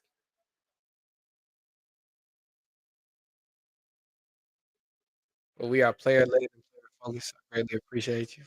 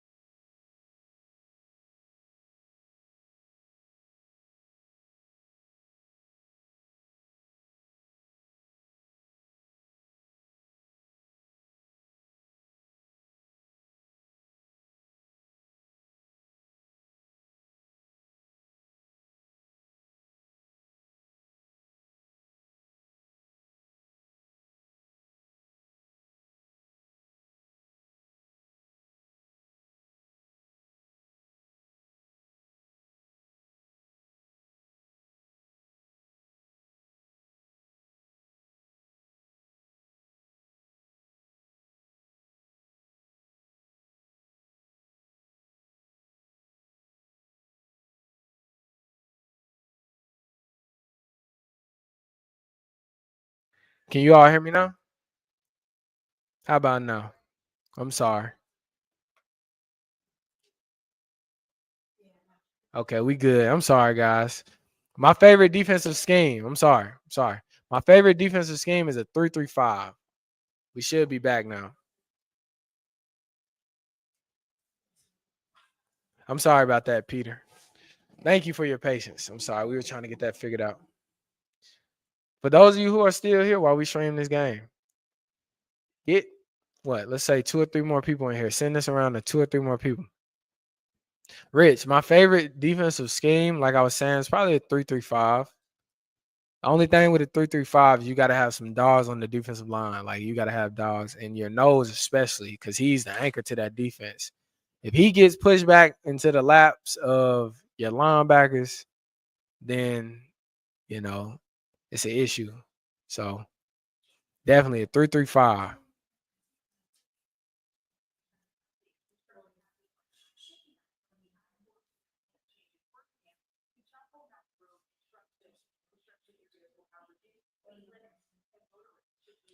3-3-5.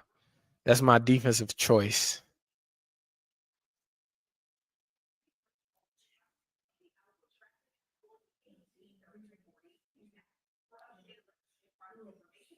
That is insane. Like I'm actually Peter, you're actually teaching me a lot.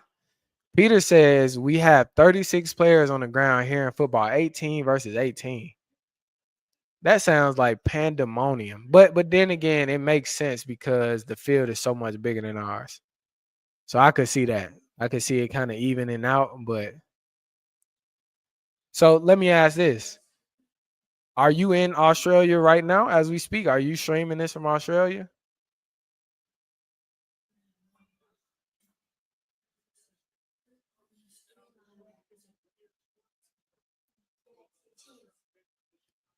The and the language barrier is very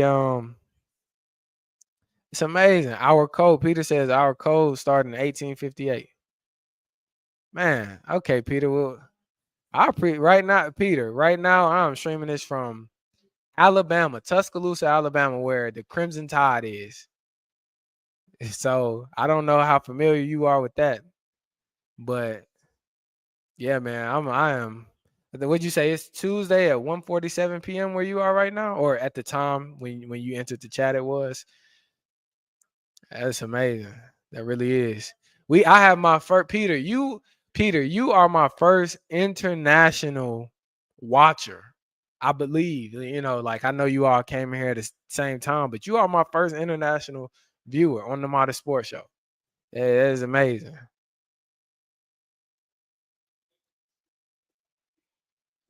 Technology is amazing.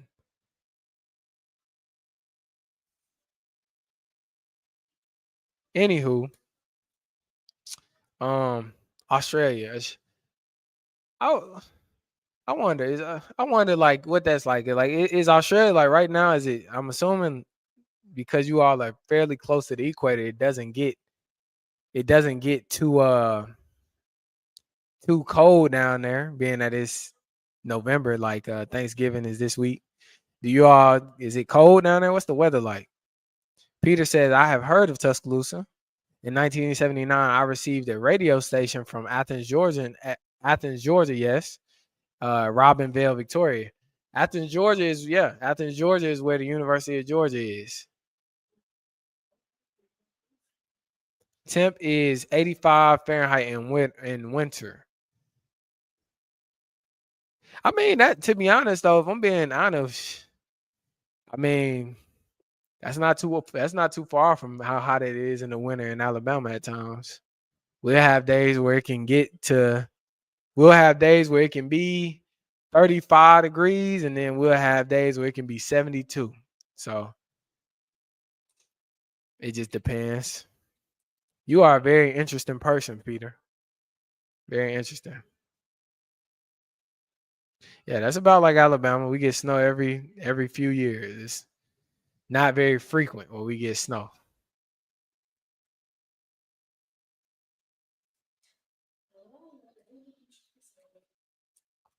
All right, now that we do not share in common.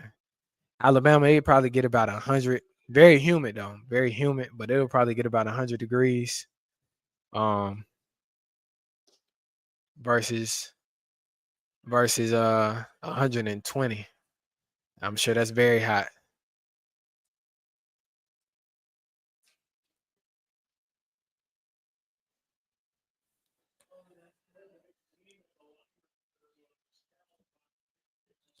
Let's see. Top chat. Vibration time sense. Yeah.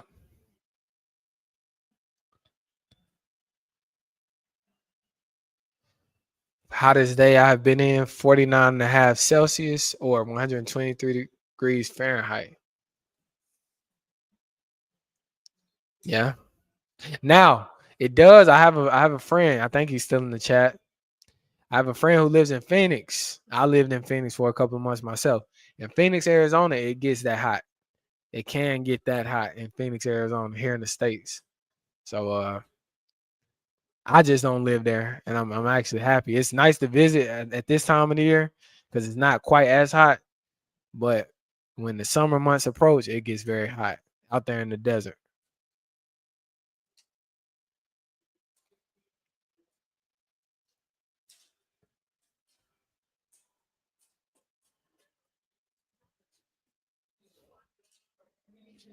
All right, we are entering the fourth quarter, chat. Entering the fourth quarter of this Ravens versus Chargers stream.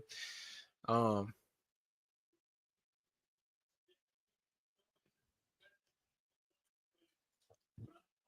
okay, Phoenix says, excuse me, Peter says Phoenix is similar to our northern West Australia. Northwest. Okay. Okay.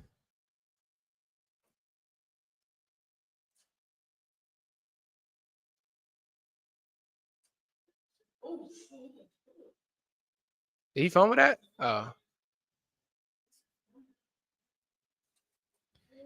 need some magic to happen in this I need some magic to happen in this fourth quarter, guys. I need magic to happen. I need magic. I need magic. I need magic. I need this parlay to hit, man. Melbourne, Victoria. Okay. I'm sensing I'm sensing a lot of Australian pride coming from Peter. Australian pride. I like it. Good day, Mike.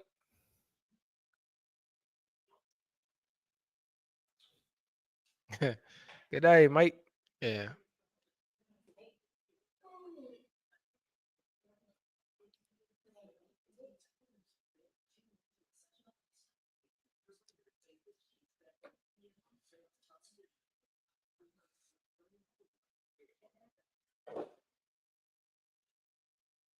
Hmm.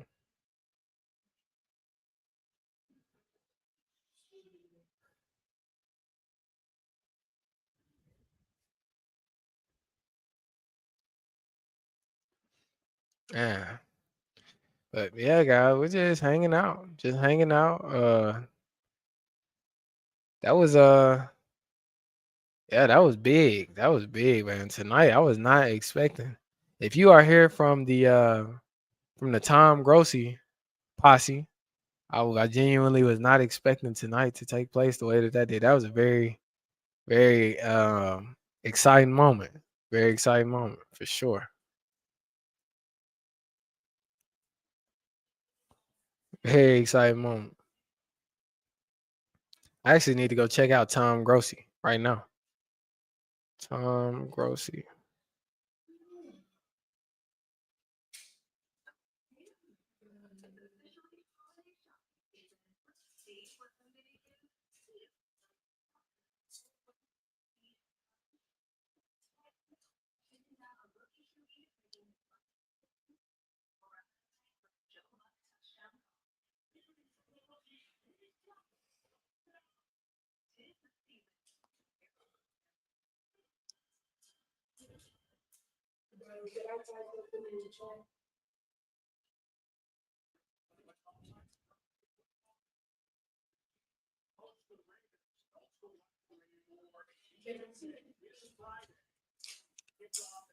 Tom is a good top fella. Okay.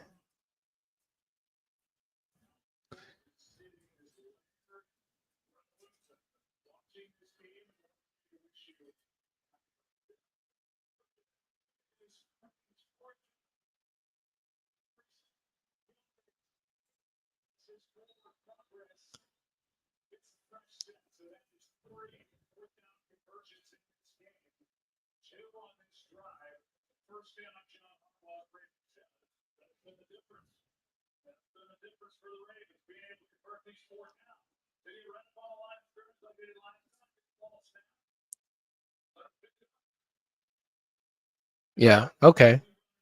I gotta check out Tom. Gotta check out Tom for sure.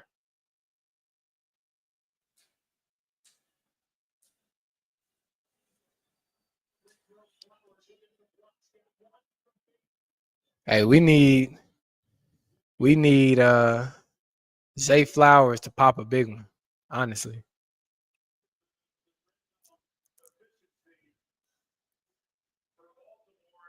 Peter says there are a few things I would get rid of if I ran the NFL: timeouts, 2 minute warning, and towel throwing refs. So to be honest, I'm not quite sure how familiar you are with come on, get a stop. All right, I need the Chargers to get a stop right here. We need another field goal from Justin Tucker. I'm not quite sure how familiar you are, Peter, with college football, but I think the NFL is actually very efficient in how they use time compared to college.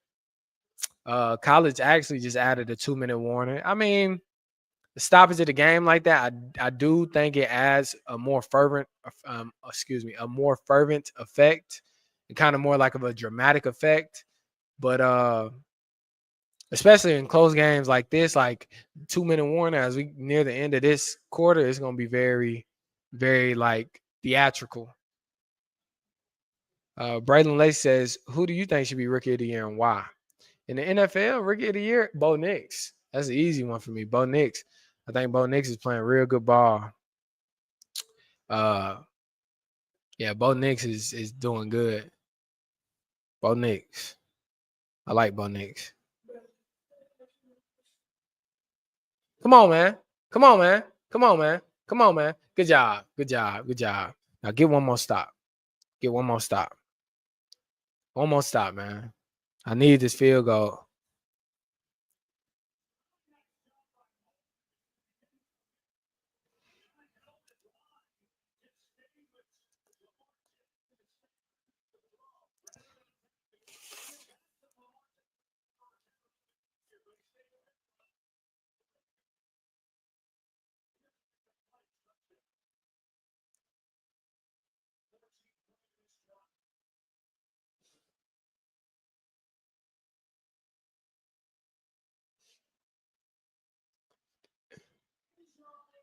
Who is that?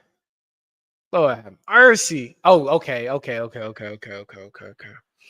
All right, kick this field goal. Kick this field goal. Please, ain't no way that's how is that a touchdown?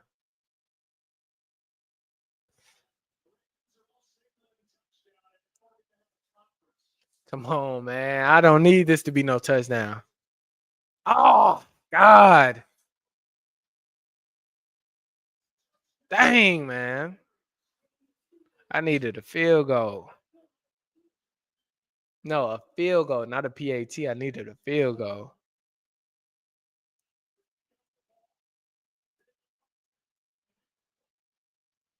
Oh, dang. Lord, Lord, Lord. I needed a field goal. Like, man. Yeah, I need it from Justin Tucker. What you mean? It's only two kickers.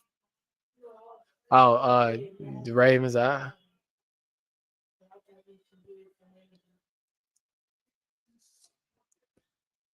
Be careful, BJ.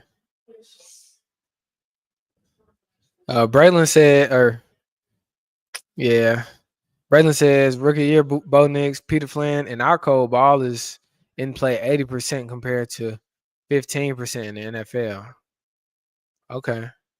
Braylon Lacey says, who do you think is the best wide receiver right now in the NFL and college football? Best wide receiver right now in the NFL, I'm gonna probably say somebody that possesses all the tools, speed, strength, footwork. Ooh, I'll probably say Justin Jefferson. I think Justin Jefferson is definitely that's my pick. Peter Flynn, NFL wastes 85% with timeouts and refs. Okay. Says 23-17 score, very low scoring. Best quarterback is Jalen Hurts. Ooh, I don't know how I feel about Jalen Hurts. Best quarterback, Jalen Hurts. I don't know how I feel about that one, Mariah. I don't know how I feel about that one. I mean,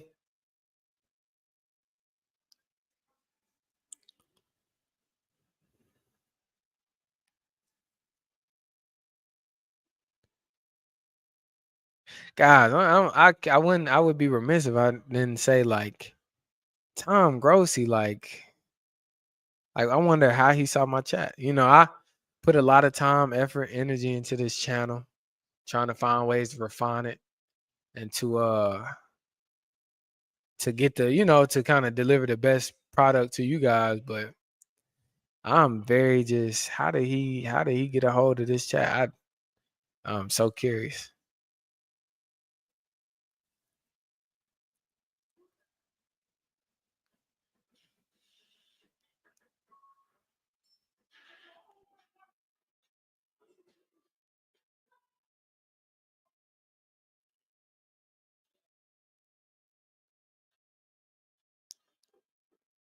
So, Peter, I'm curious then.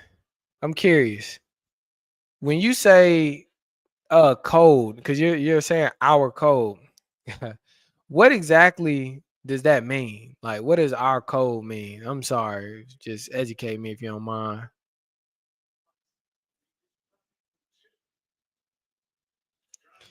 Jalen Cheatham says, "Go Sooners." That's funny. Our code, okay, our code of football. So, like, I guess our code means like our style, like our type of football. I guess that's how I'd interpret that. The way we do it, our code, like the way we do it.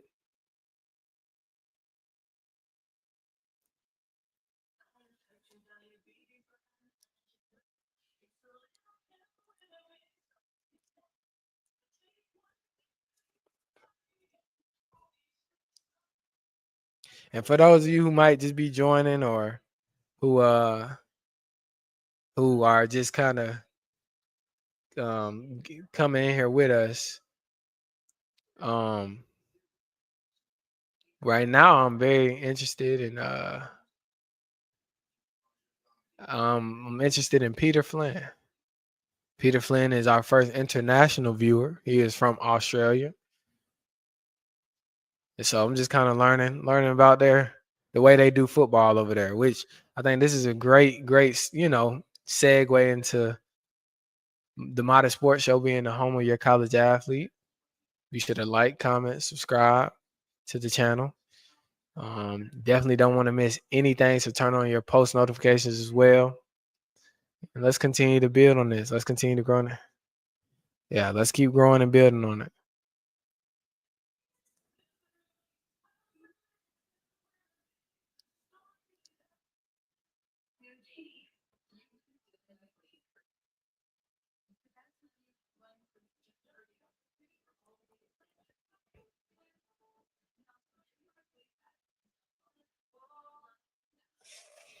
Okay, so I'll tell you what. Let's ask this then. Let me ask y'all this question.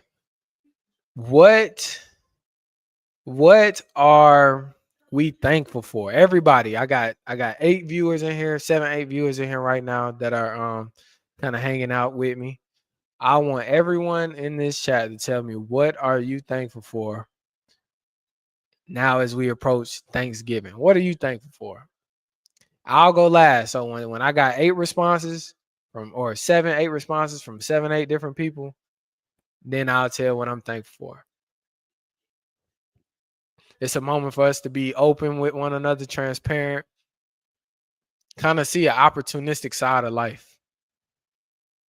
Braylon says, I'm thankful for my family and God. 2 very good things to be thankful for. What else we got, guys? Mariah says she's thankful for family. Okay. Okay, what else we got? Ooh. Dang, should have been better off dropping that. Also, God.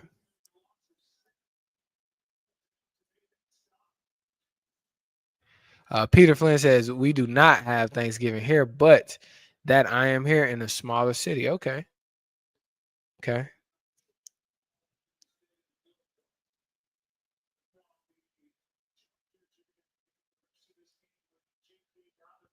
Jalen Cheatham says, family and growth. Family and growth for sure. That's not bad at all. Family and growth. Okay.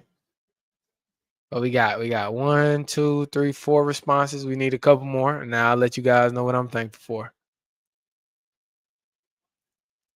Need a few more, and I'll let you know we'll let you know what KORY is thankful for here on the Modest Sports Show, home of your college athlete. Where we are what, guys? Player led and what? Player focused. That's right.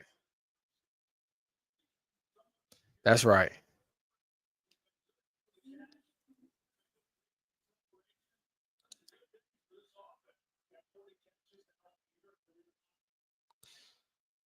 Let's go. Let's go. I got a couple more people. We need some more responses. Couple more responses so I can let you guys know what I'm thankful for. Couple more responses. Oh, that's a flag. Yeah, that's a PI. Couple more responses, guys. What are we thankful for? What are we thankful for here on the Modest Sports Show? Okay. Also 1960s to 90s music. Okay. Okay.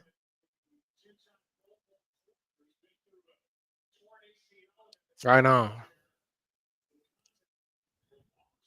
I like that. That's a great name. Vondraga says, thankful for knowing my calling. I like that.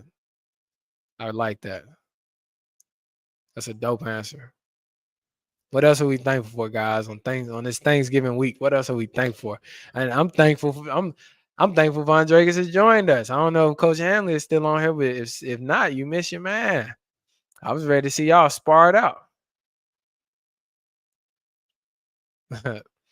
I was ready to see y'all spar it out, man.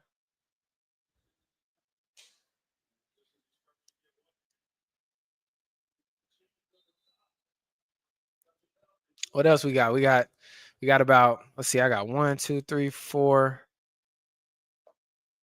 5, 6 responses. What else are we thankful for, guys? What else? I know I got a couple more people in here that got an answer. What else are we thankful for?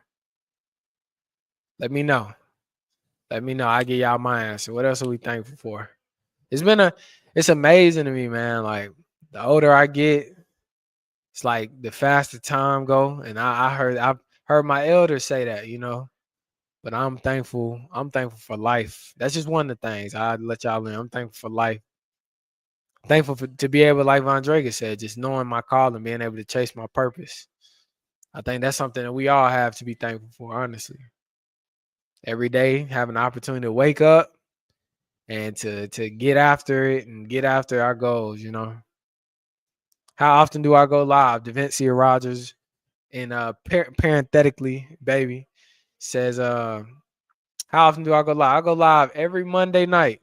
We are streaming Monday Night Football every Monday night. So please join the Modest Sports Show every Monday night. We're streaming throughout the week.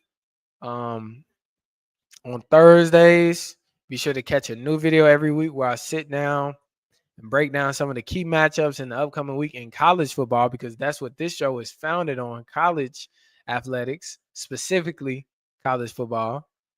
But be sure to catch our shows. Be sure to catch our shows. Go live every Monday. Episode drops every Thursday. No reason to miss. And like I said, you can also catch us on Instagram, TikTok, Twitter, my personal account on Facebook. Check us out. And again, Instagram is the Modest Sports Show. Twitter is the Modest Sports Show. And I keep saying Twitter for X. It's so hard. It's so hard having to just kind of, I don't know. It's hard. But for Twitter or for X, it's the Modest Sports Show also at __ TMSS. If you, as you can see, TMSS, just an abbreviation or an acronym, actually, of the Modest Sports Show. You see this? When TMSS is here, there's nothing to fear. So, yes. Lil Richie says he's thankful for being alive. That's a very I don't know. That's not quite a Lil Richie answer. I'm gonna need more than that. And Lil Richie's a motivator. He just said he thankful for being alive. Hey, he give us more than that. Come on. Peter Flynn says time it sure has flown. Been nearly 30 years since my AFL team won pennant. Seems like yesterday. That's amazing.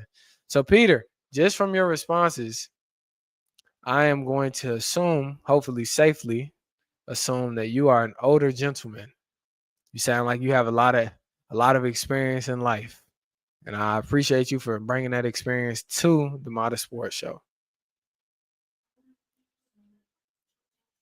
I appreciate you for joining. I appreciate you for bringing that Australian experience to the Modest Sports Show.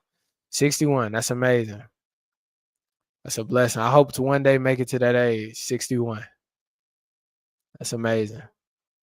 And I appreciate you for sticking around with a young guy like myself.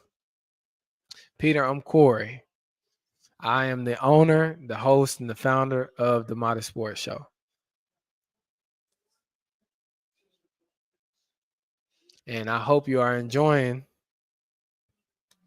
this Ravens and Chargers matchup tonight if you are streaming it with us.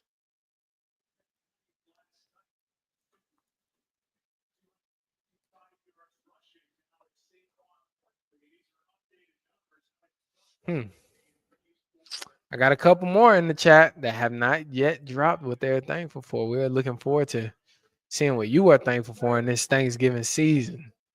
To all the bold souls, fortune favors the bold. Never forget that. Fortune favors the bold. Never forget that, guys.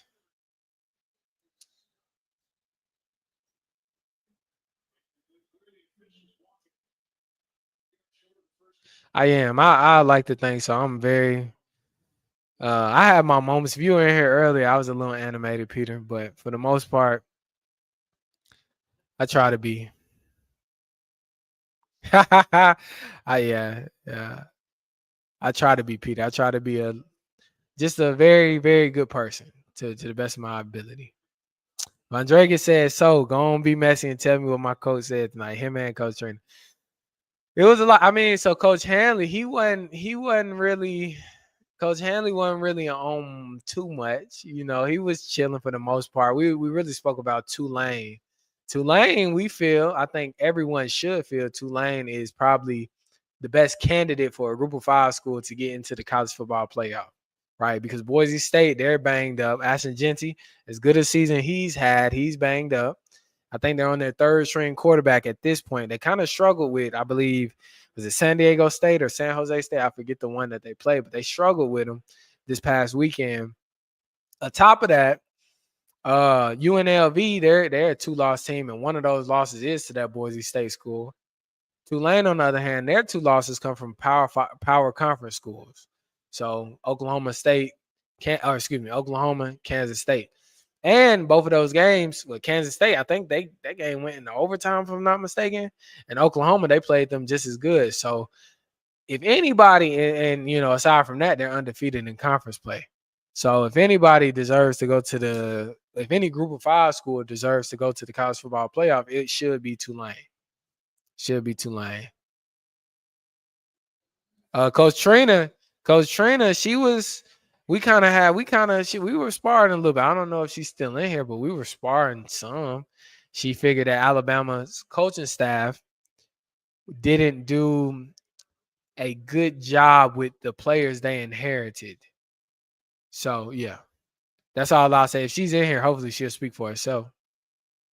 We can kind of start back talking about it. Peter says, when I was your age, yeah, footy got better of my mouth, heck of a lot. Okay.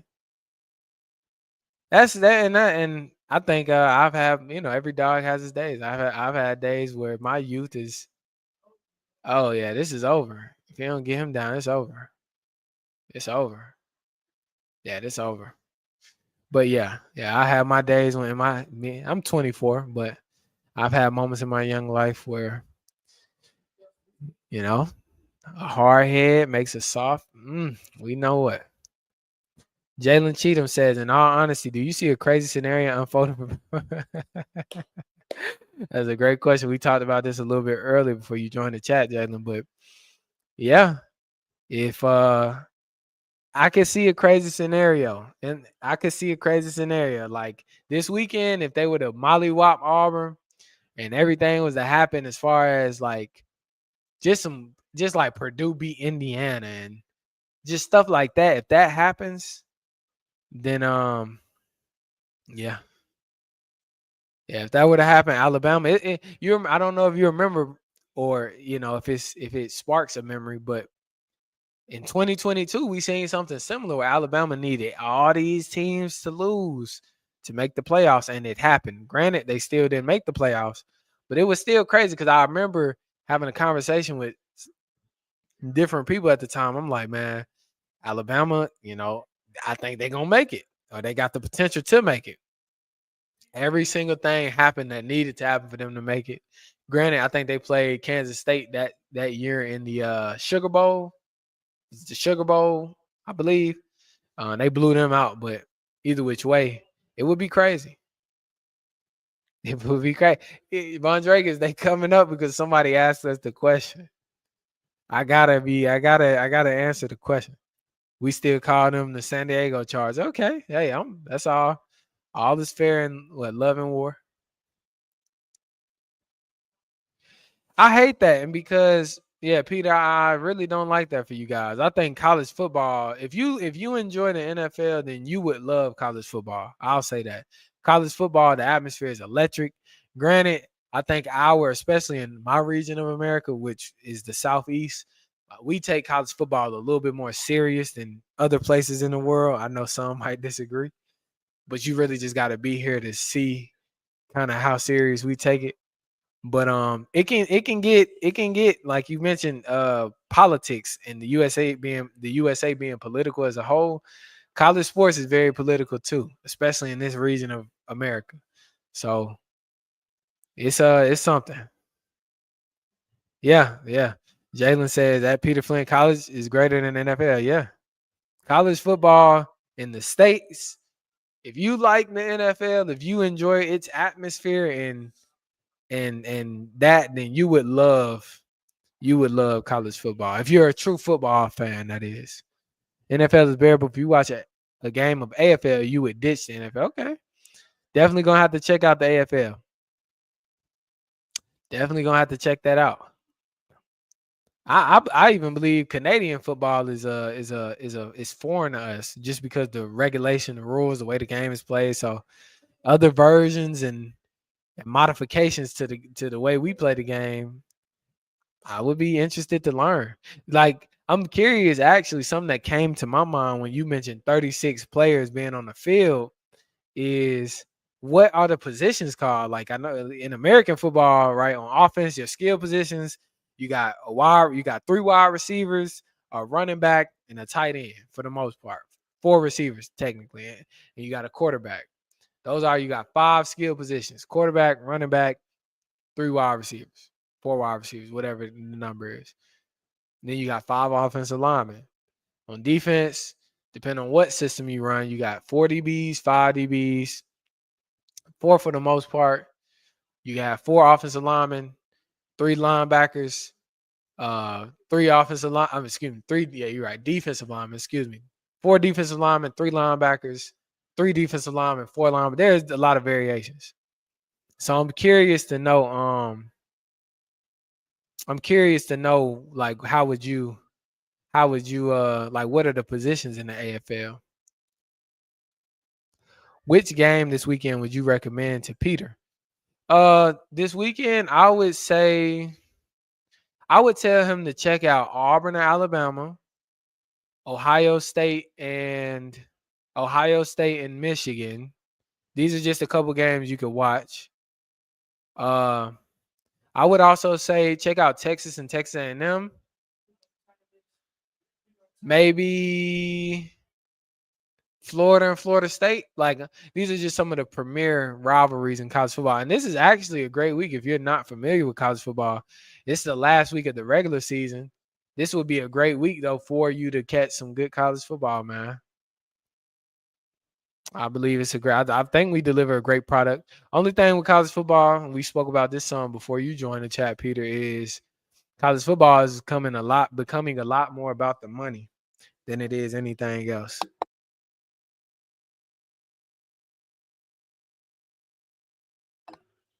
But yeah, it's becoming a lot more about the money than it is the actual product, which is good football being played. So it could be kind of hard to bear sometimes. March to September, okay. Okay, March to September. 22 rounds. Okay. That's a lot of games for a football season. No, I can't lie, man. I mean, in the NFL, it's about the same because you get 17 regular season. Then, yeah, so it's about the same. Yeah. No, it's not that, man. It's not that much of a difference because I think you get 4 or 5 playoff games too. So this is the duality of football, man. You definitely have brought a different element to this chat tonight. Typically, we just talk about what's going on in American sports, but you bringing Australian football into it, and I think I love the fact how well you represent Australian football too. You do. You seem very prideful in Australia, so I love to see that.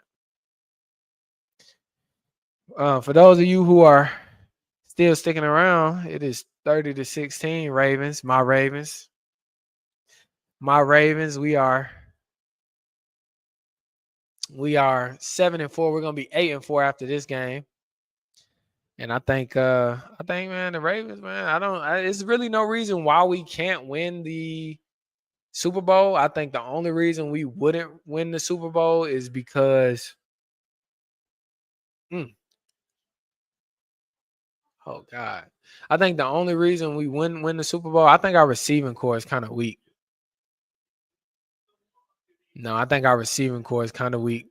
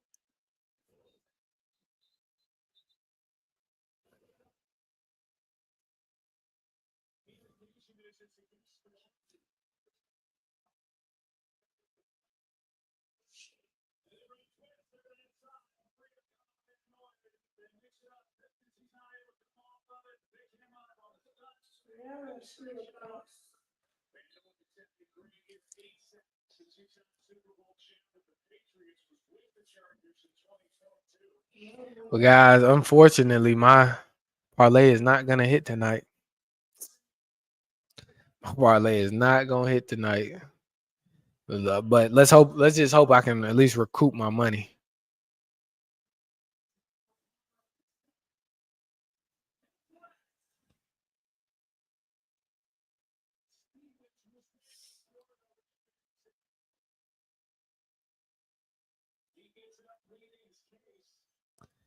Hopefully I can recoup some of my money, man.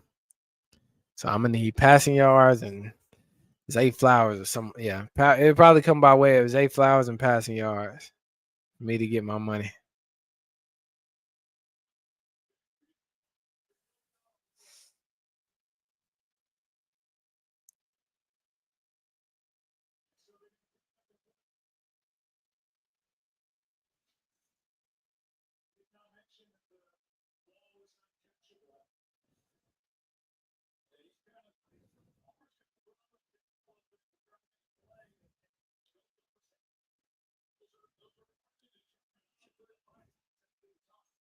Yeah. I will be honest. The one thing about these streams, especially when I stream like I am tonight, my voice kind of, Uh Peter says could tell a few stories about gambling and football here. Has a story history in late 1800s around. I'm interested. Yeah, let's hear that, Peter. I'm interested to hear that. I love learning. I'm an avid learner. The Ravens, they whooping up so bad on the Chargers. They kind of got me a little. Yeah. It was a game. If we go down here and score again, it's gonna make it real bad.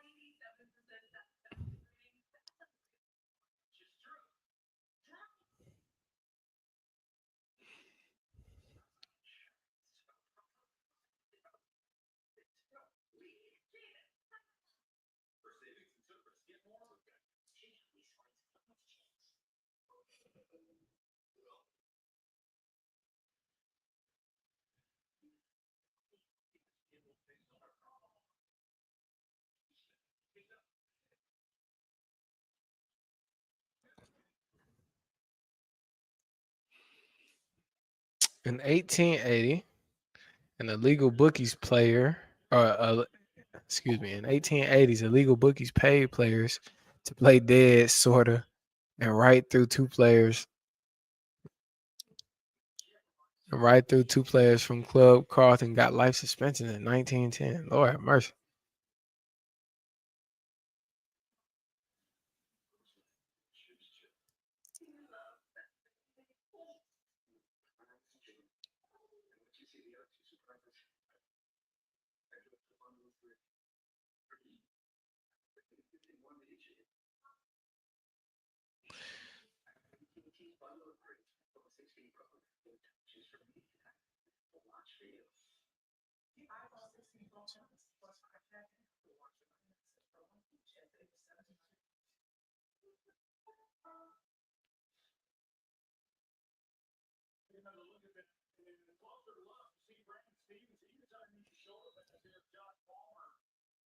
Mm. I'm ready to see how Baltimore is going to end this game, though.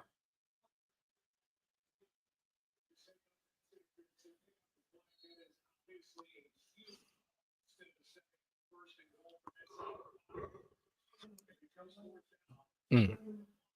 Clubs in 1880, 1890s covered it up because losing best players costly. Game was amateur until 1911. Okay.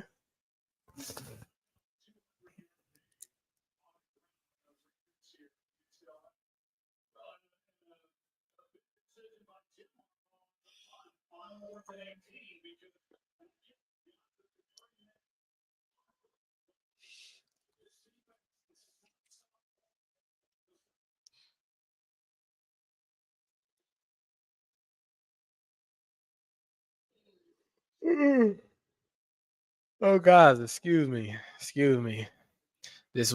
Got this week off of work. And so I am just enjoying not having to watch kids for a week at least. At least kids that don't belong to me. And yeah, just enjoying that. Just enjoying that, guys.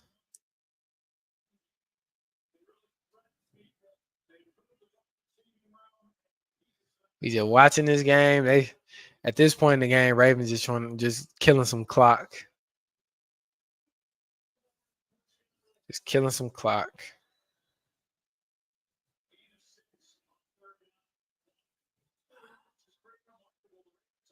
Who scored? Who scored touchdowns in this game? I know, man. I know. Peter says 16 hours behind me in town, so around 10:55 p.m. Yep. Or here specifically where I am, it's 9:55. So yeah, I'm a little. It's kind of near my bedtime, but like here on the Modest Sports Show, we start where we finish. So we started the stream. It's about 4 minutes left to go in the game, so we just gonna grind it out, man, and keep talking with beautiful people like you, Peter. I'm curious to know who else is on the chat. It seems like my viewers kind of died out. Peter is running the show right now. I wonder who else is on. We got 11 people watching right now, so I wonder who's on. That's all. Let's keep talking, man. We only got about 4 more minutes left on the chat, and then you all can have a great night. So that's very real, Peter. And the well, at the rate at which it's going now, it's probably not gonna last too much longer. It's a 2-score game. I think the Chargers are pretty defeated and deflated at this point in the game. So a couple more first downs, they're gonna get to the 2-minute warning. Now, with that flag, yes, if all these flags keep coming, then yeah, they prolong it. But about 3.5 minutes left to go in the game at this point. Mariah says, I'm going for the Baltimore Ravens. Yeah, because that's the only team to go for. If you're not a Baltimore Ravens fan, what are you doing with your life? What are you doing? Baltimore Ravens, one of the most esteemed organizations in the NFL. One of the most esteemed organizations in the NFL. Do you understand that? Do you genuinely understand that? Come on, man.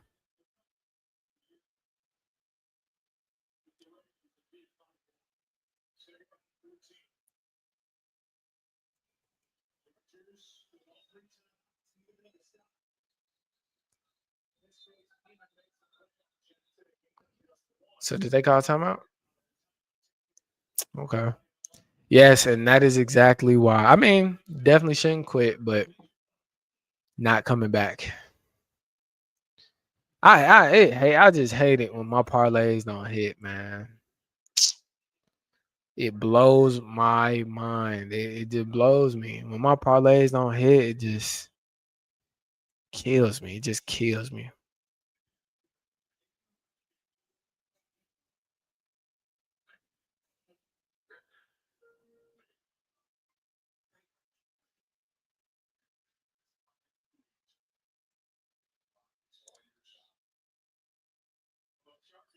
So if the Ravens get a first down right here, 3rd and 13, negative side of the field, they're winning 30-16. If they get a first down right here, though, that'll be the end of the game. That'll be the end of the game.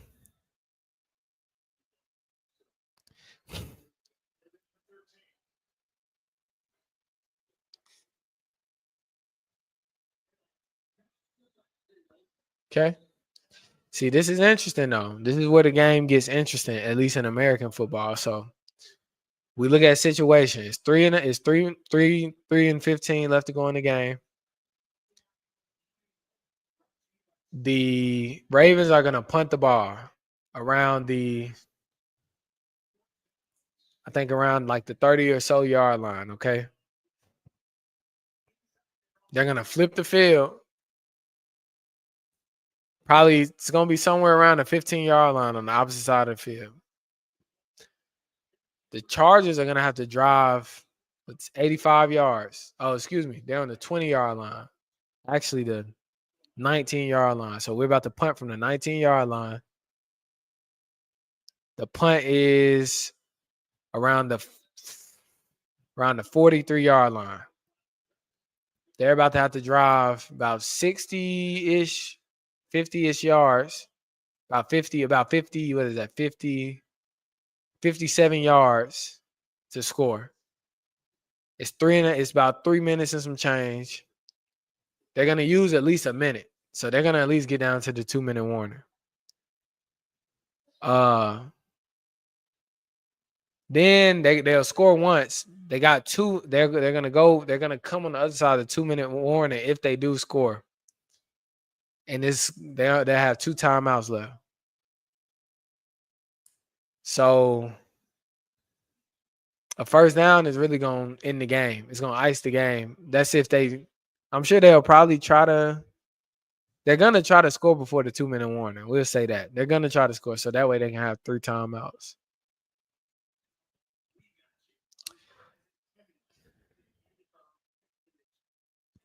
Rich, you supposed to be watching the game, man. No score, no, nah, Peter, don't, no, Peter, don't give Lil Richie any score updates. Lil Richie is supposed to be watching the game while we stream the chat, while he streams the chat. That's what he's supposed to be doing. But thank you, Peter. But this is where it gets real strategical, though. Very strategical.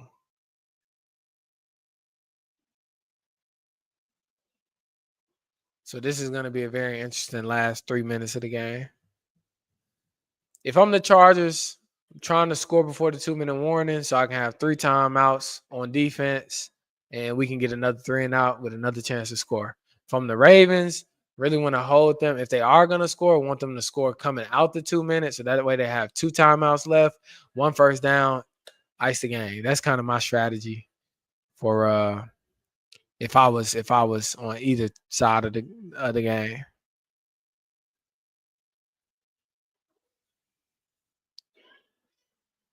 I've thoroughly enjoyed having Peter in the chat though. Thoroughly enjoyed it.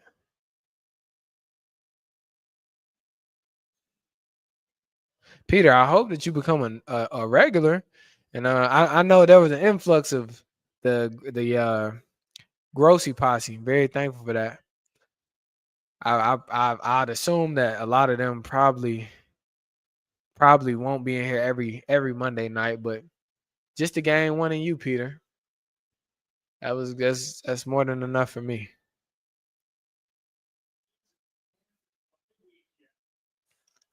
All right, 3 minutes to go in the game. Ravens just gave up a penalty. Replaying first down, 5-yard penalty.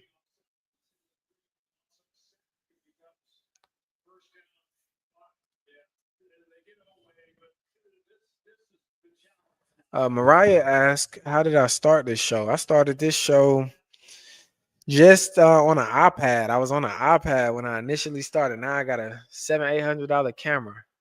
When I started though, I was just doing something that I love to do. I was a little nervous when I started.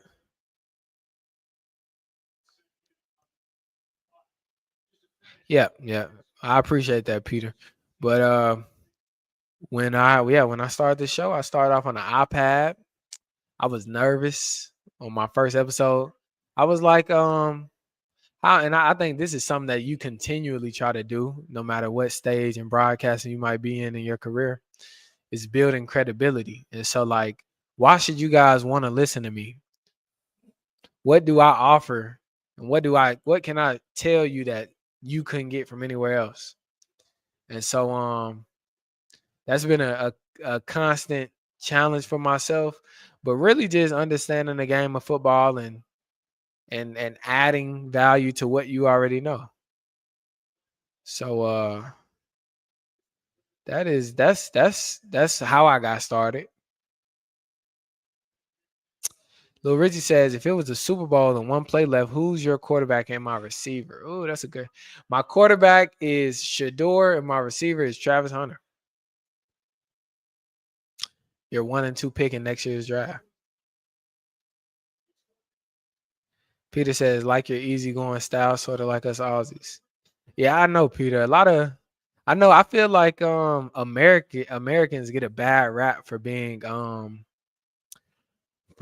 very flamboyant and very, for lack of a better word, being assholes. Like I think a lot of Americans get that rap. I'm from the South, so Southern hospitality is a real thing. Like a lot of us are like myself down this in this area of America. I've been to big cities also, and like it's just it doesn't have that homeliness, that comfortability, that feeling of homing. So I think it's just a part of how I was raised, and I guess the spirit of where I was born. Very just chill, laid back. Yeah, I don't do that. No over the top shenanigans. I don't do that.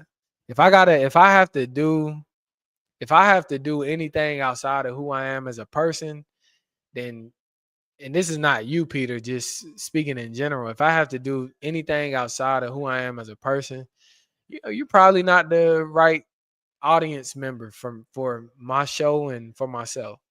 So I try to be organically who I am, authentically who I am, and I try to allow that to shine through. Um, and yeah, so grew up in the town, Pop 800. Yeah, that's very similar to me. Very similar. Very small area I grew up in. So then I think it makes sense for me to attract for us to attract one another, Peter. I think it makes sense.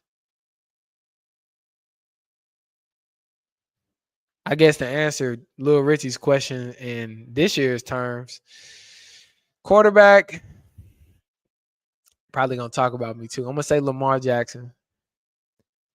No. Scratch that. Take that back. Take that back. I'm gonna say Patrick Mahomes for a quarterback, and then for a receiver.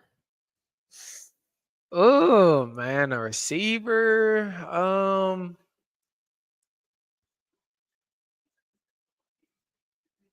I'm gonna have to say I'm for a receiver. I'm probably gonna have to say, man, that's a hard one because it's a lot of receivers. I'll say this after last night watching Puka Nakua. I you know I he's been getting a lot of talks and stuff since he was a rookie last season. I had never really taken the time to watch him play. Puka is a baller. I really like him. So he can line up in the slot. He can line up outside. He can do some different things. So Puka, I like Puka.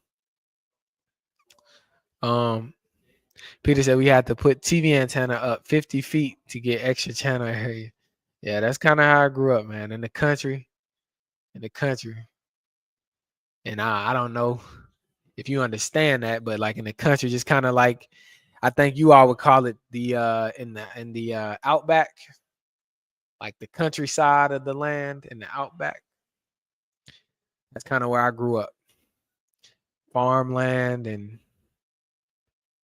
crops and stuff like that. Dirt roads, trees, wooden. I grew up in a wooden house, you know what I mean? So yeah. We are at the let's see. We are at the 1 minute and 55-second mark of this game. So the Chargers are on their positive 44-yard line. All these flags are killing me, man. All these flags are killing me. Fruit growing, grapes, wheat. Yes, yes.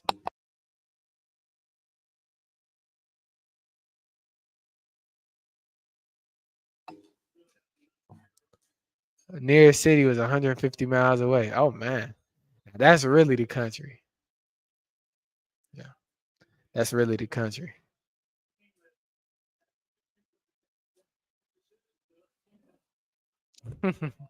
Yeah. Well, a minute and 44 left to go in the game. Second and 20, man. Second and 20. Big drive right here.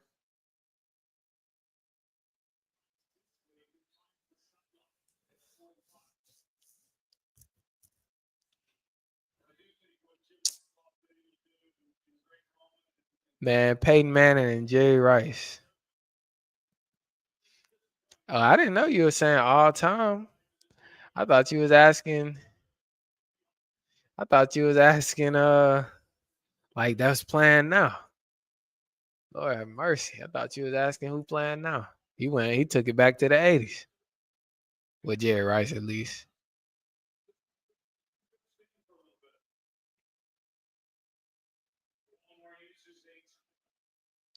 Imagine being an NFL coach. Like imagine you being an NFL coach and your brother's an NFL coach.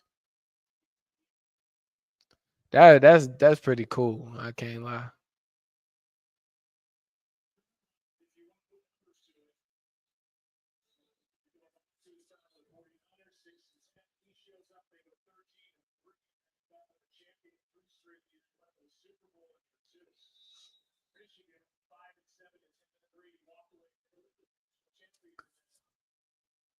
Oh, a minute and 38 left to go in the game. Yes, Jerry Rice. I remember playing for side I follow 49ers. Yeah. Jerry Rice, NFL legend, 49ers legend.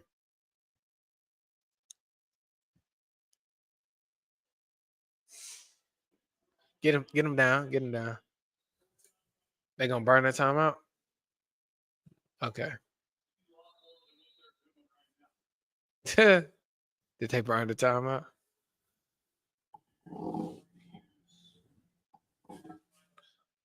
Final timeout, guys. One more tackle inbounds. Oh man. Man, it's been a long stream tonight.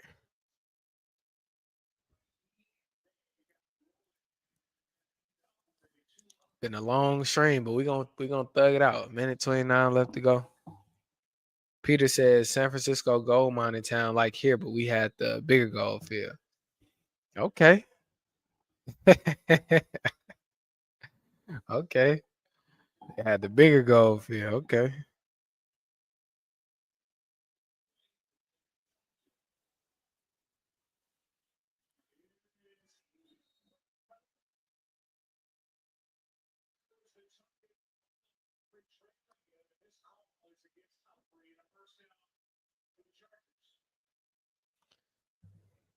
Much bigger and richer.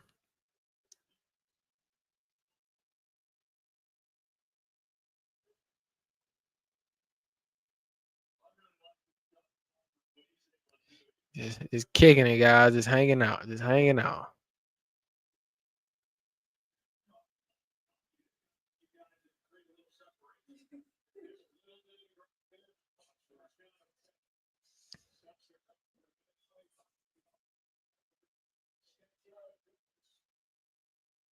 Get him. Yeah, get no. Get down. All right, clock rolling. All right, this is what we need to see. Yep. See, nearly 10 minutes. Yep, that's right, Peter. 10 minutes, but it's okay. Clock is rolling now. Clock is rolling. Get a pick. Get a pick. Get a pick. Ah.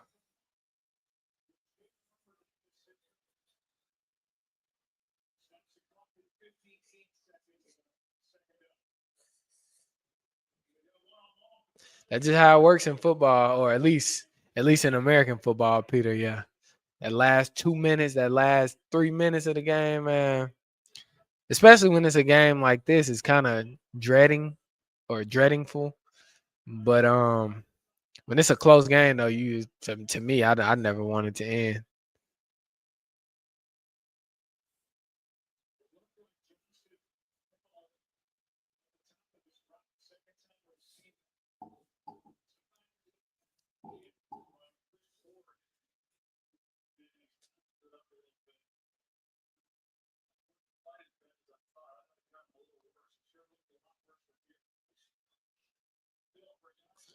For the 80 of you, 70 of you that's watching, greatly appreciate it, guys.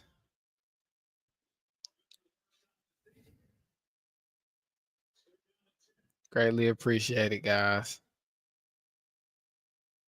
All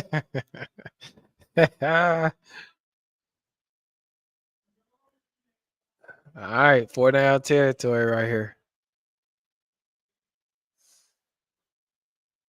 Why are there so many flags, man?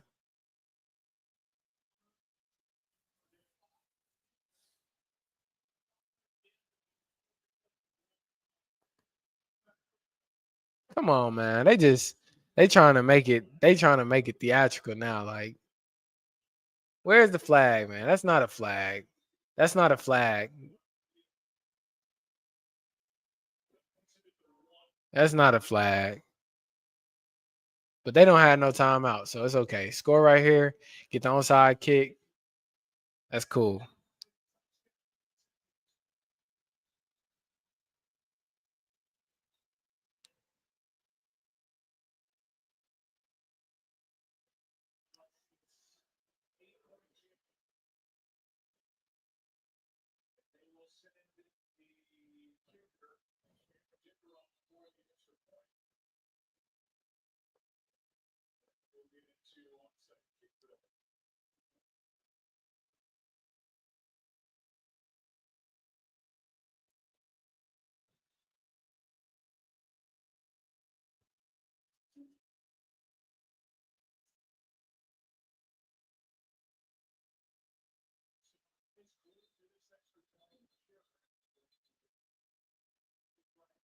Lord have mercy, man. Come on. Come on, man. This is getting egregious.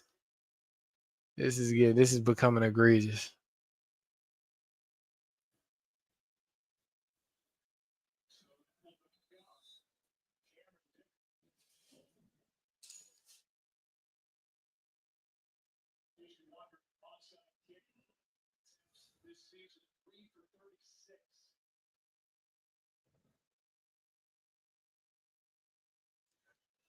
This is becoming egregious. All right. We got one kick left.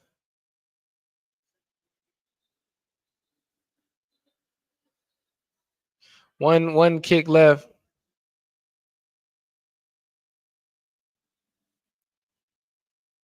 All right. NFL would not survive here. So I think this is probably we'll probably that'll probably be a great way to what exactly you mean by the NFL would not survive here? What you mean, Peter? Could you clarify that? Are we talking about the toughness of the players? Are we talking about the elite athleticism of the players? Are we talking about the way the game is actually played, like the code? Like, what exactly do you mean? Could you elaborate on that?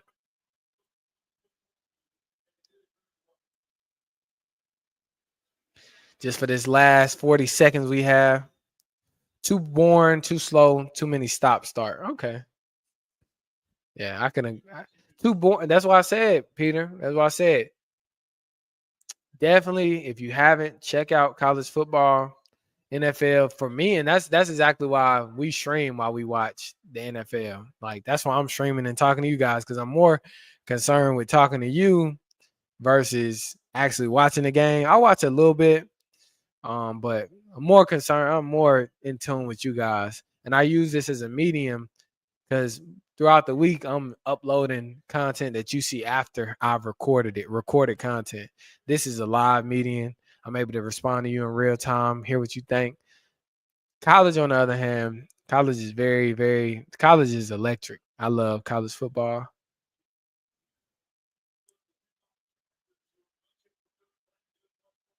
Yeah. Peter, I definitely got to give you your flowers, man. You led this chat tonight, and or at least the second half of the chat, second half to after halftime. Very thankful for Tom Grossi, so lend him my most kindest, most sincerest gratitude. And for all 8 of you who watched this stream tonight, I greatly appreciate you. Never forget, this is the Modest Sports Show, home of your college athlete, where we are player-led and player-focused. To my beautiful, beautiful audience and subscribers, we love you. Thank you. If you haven't liked, comment, subscribe on the channel tonight for your final score of the Ravens versus Chargers game. Ravens 30, Chargers 23. Guys, I will see you on Thursday where we're doing a college football breakdown. Be sure to watch that. Check that out. Remember, find us on all our social media accounts at the Modest Sports Show. And lastly, I appreciate you guys. With that being said, y'all have a good night. And I will tune in and see you next time. Peace.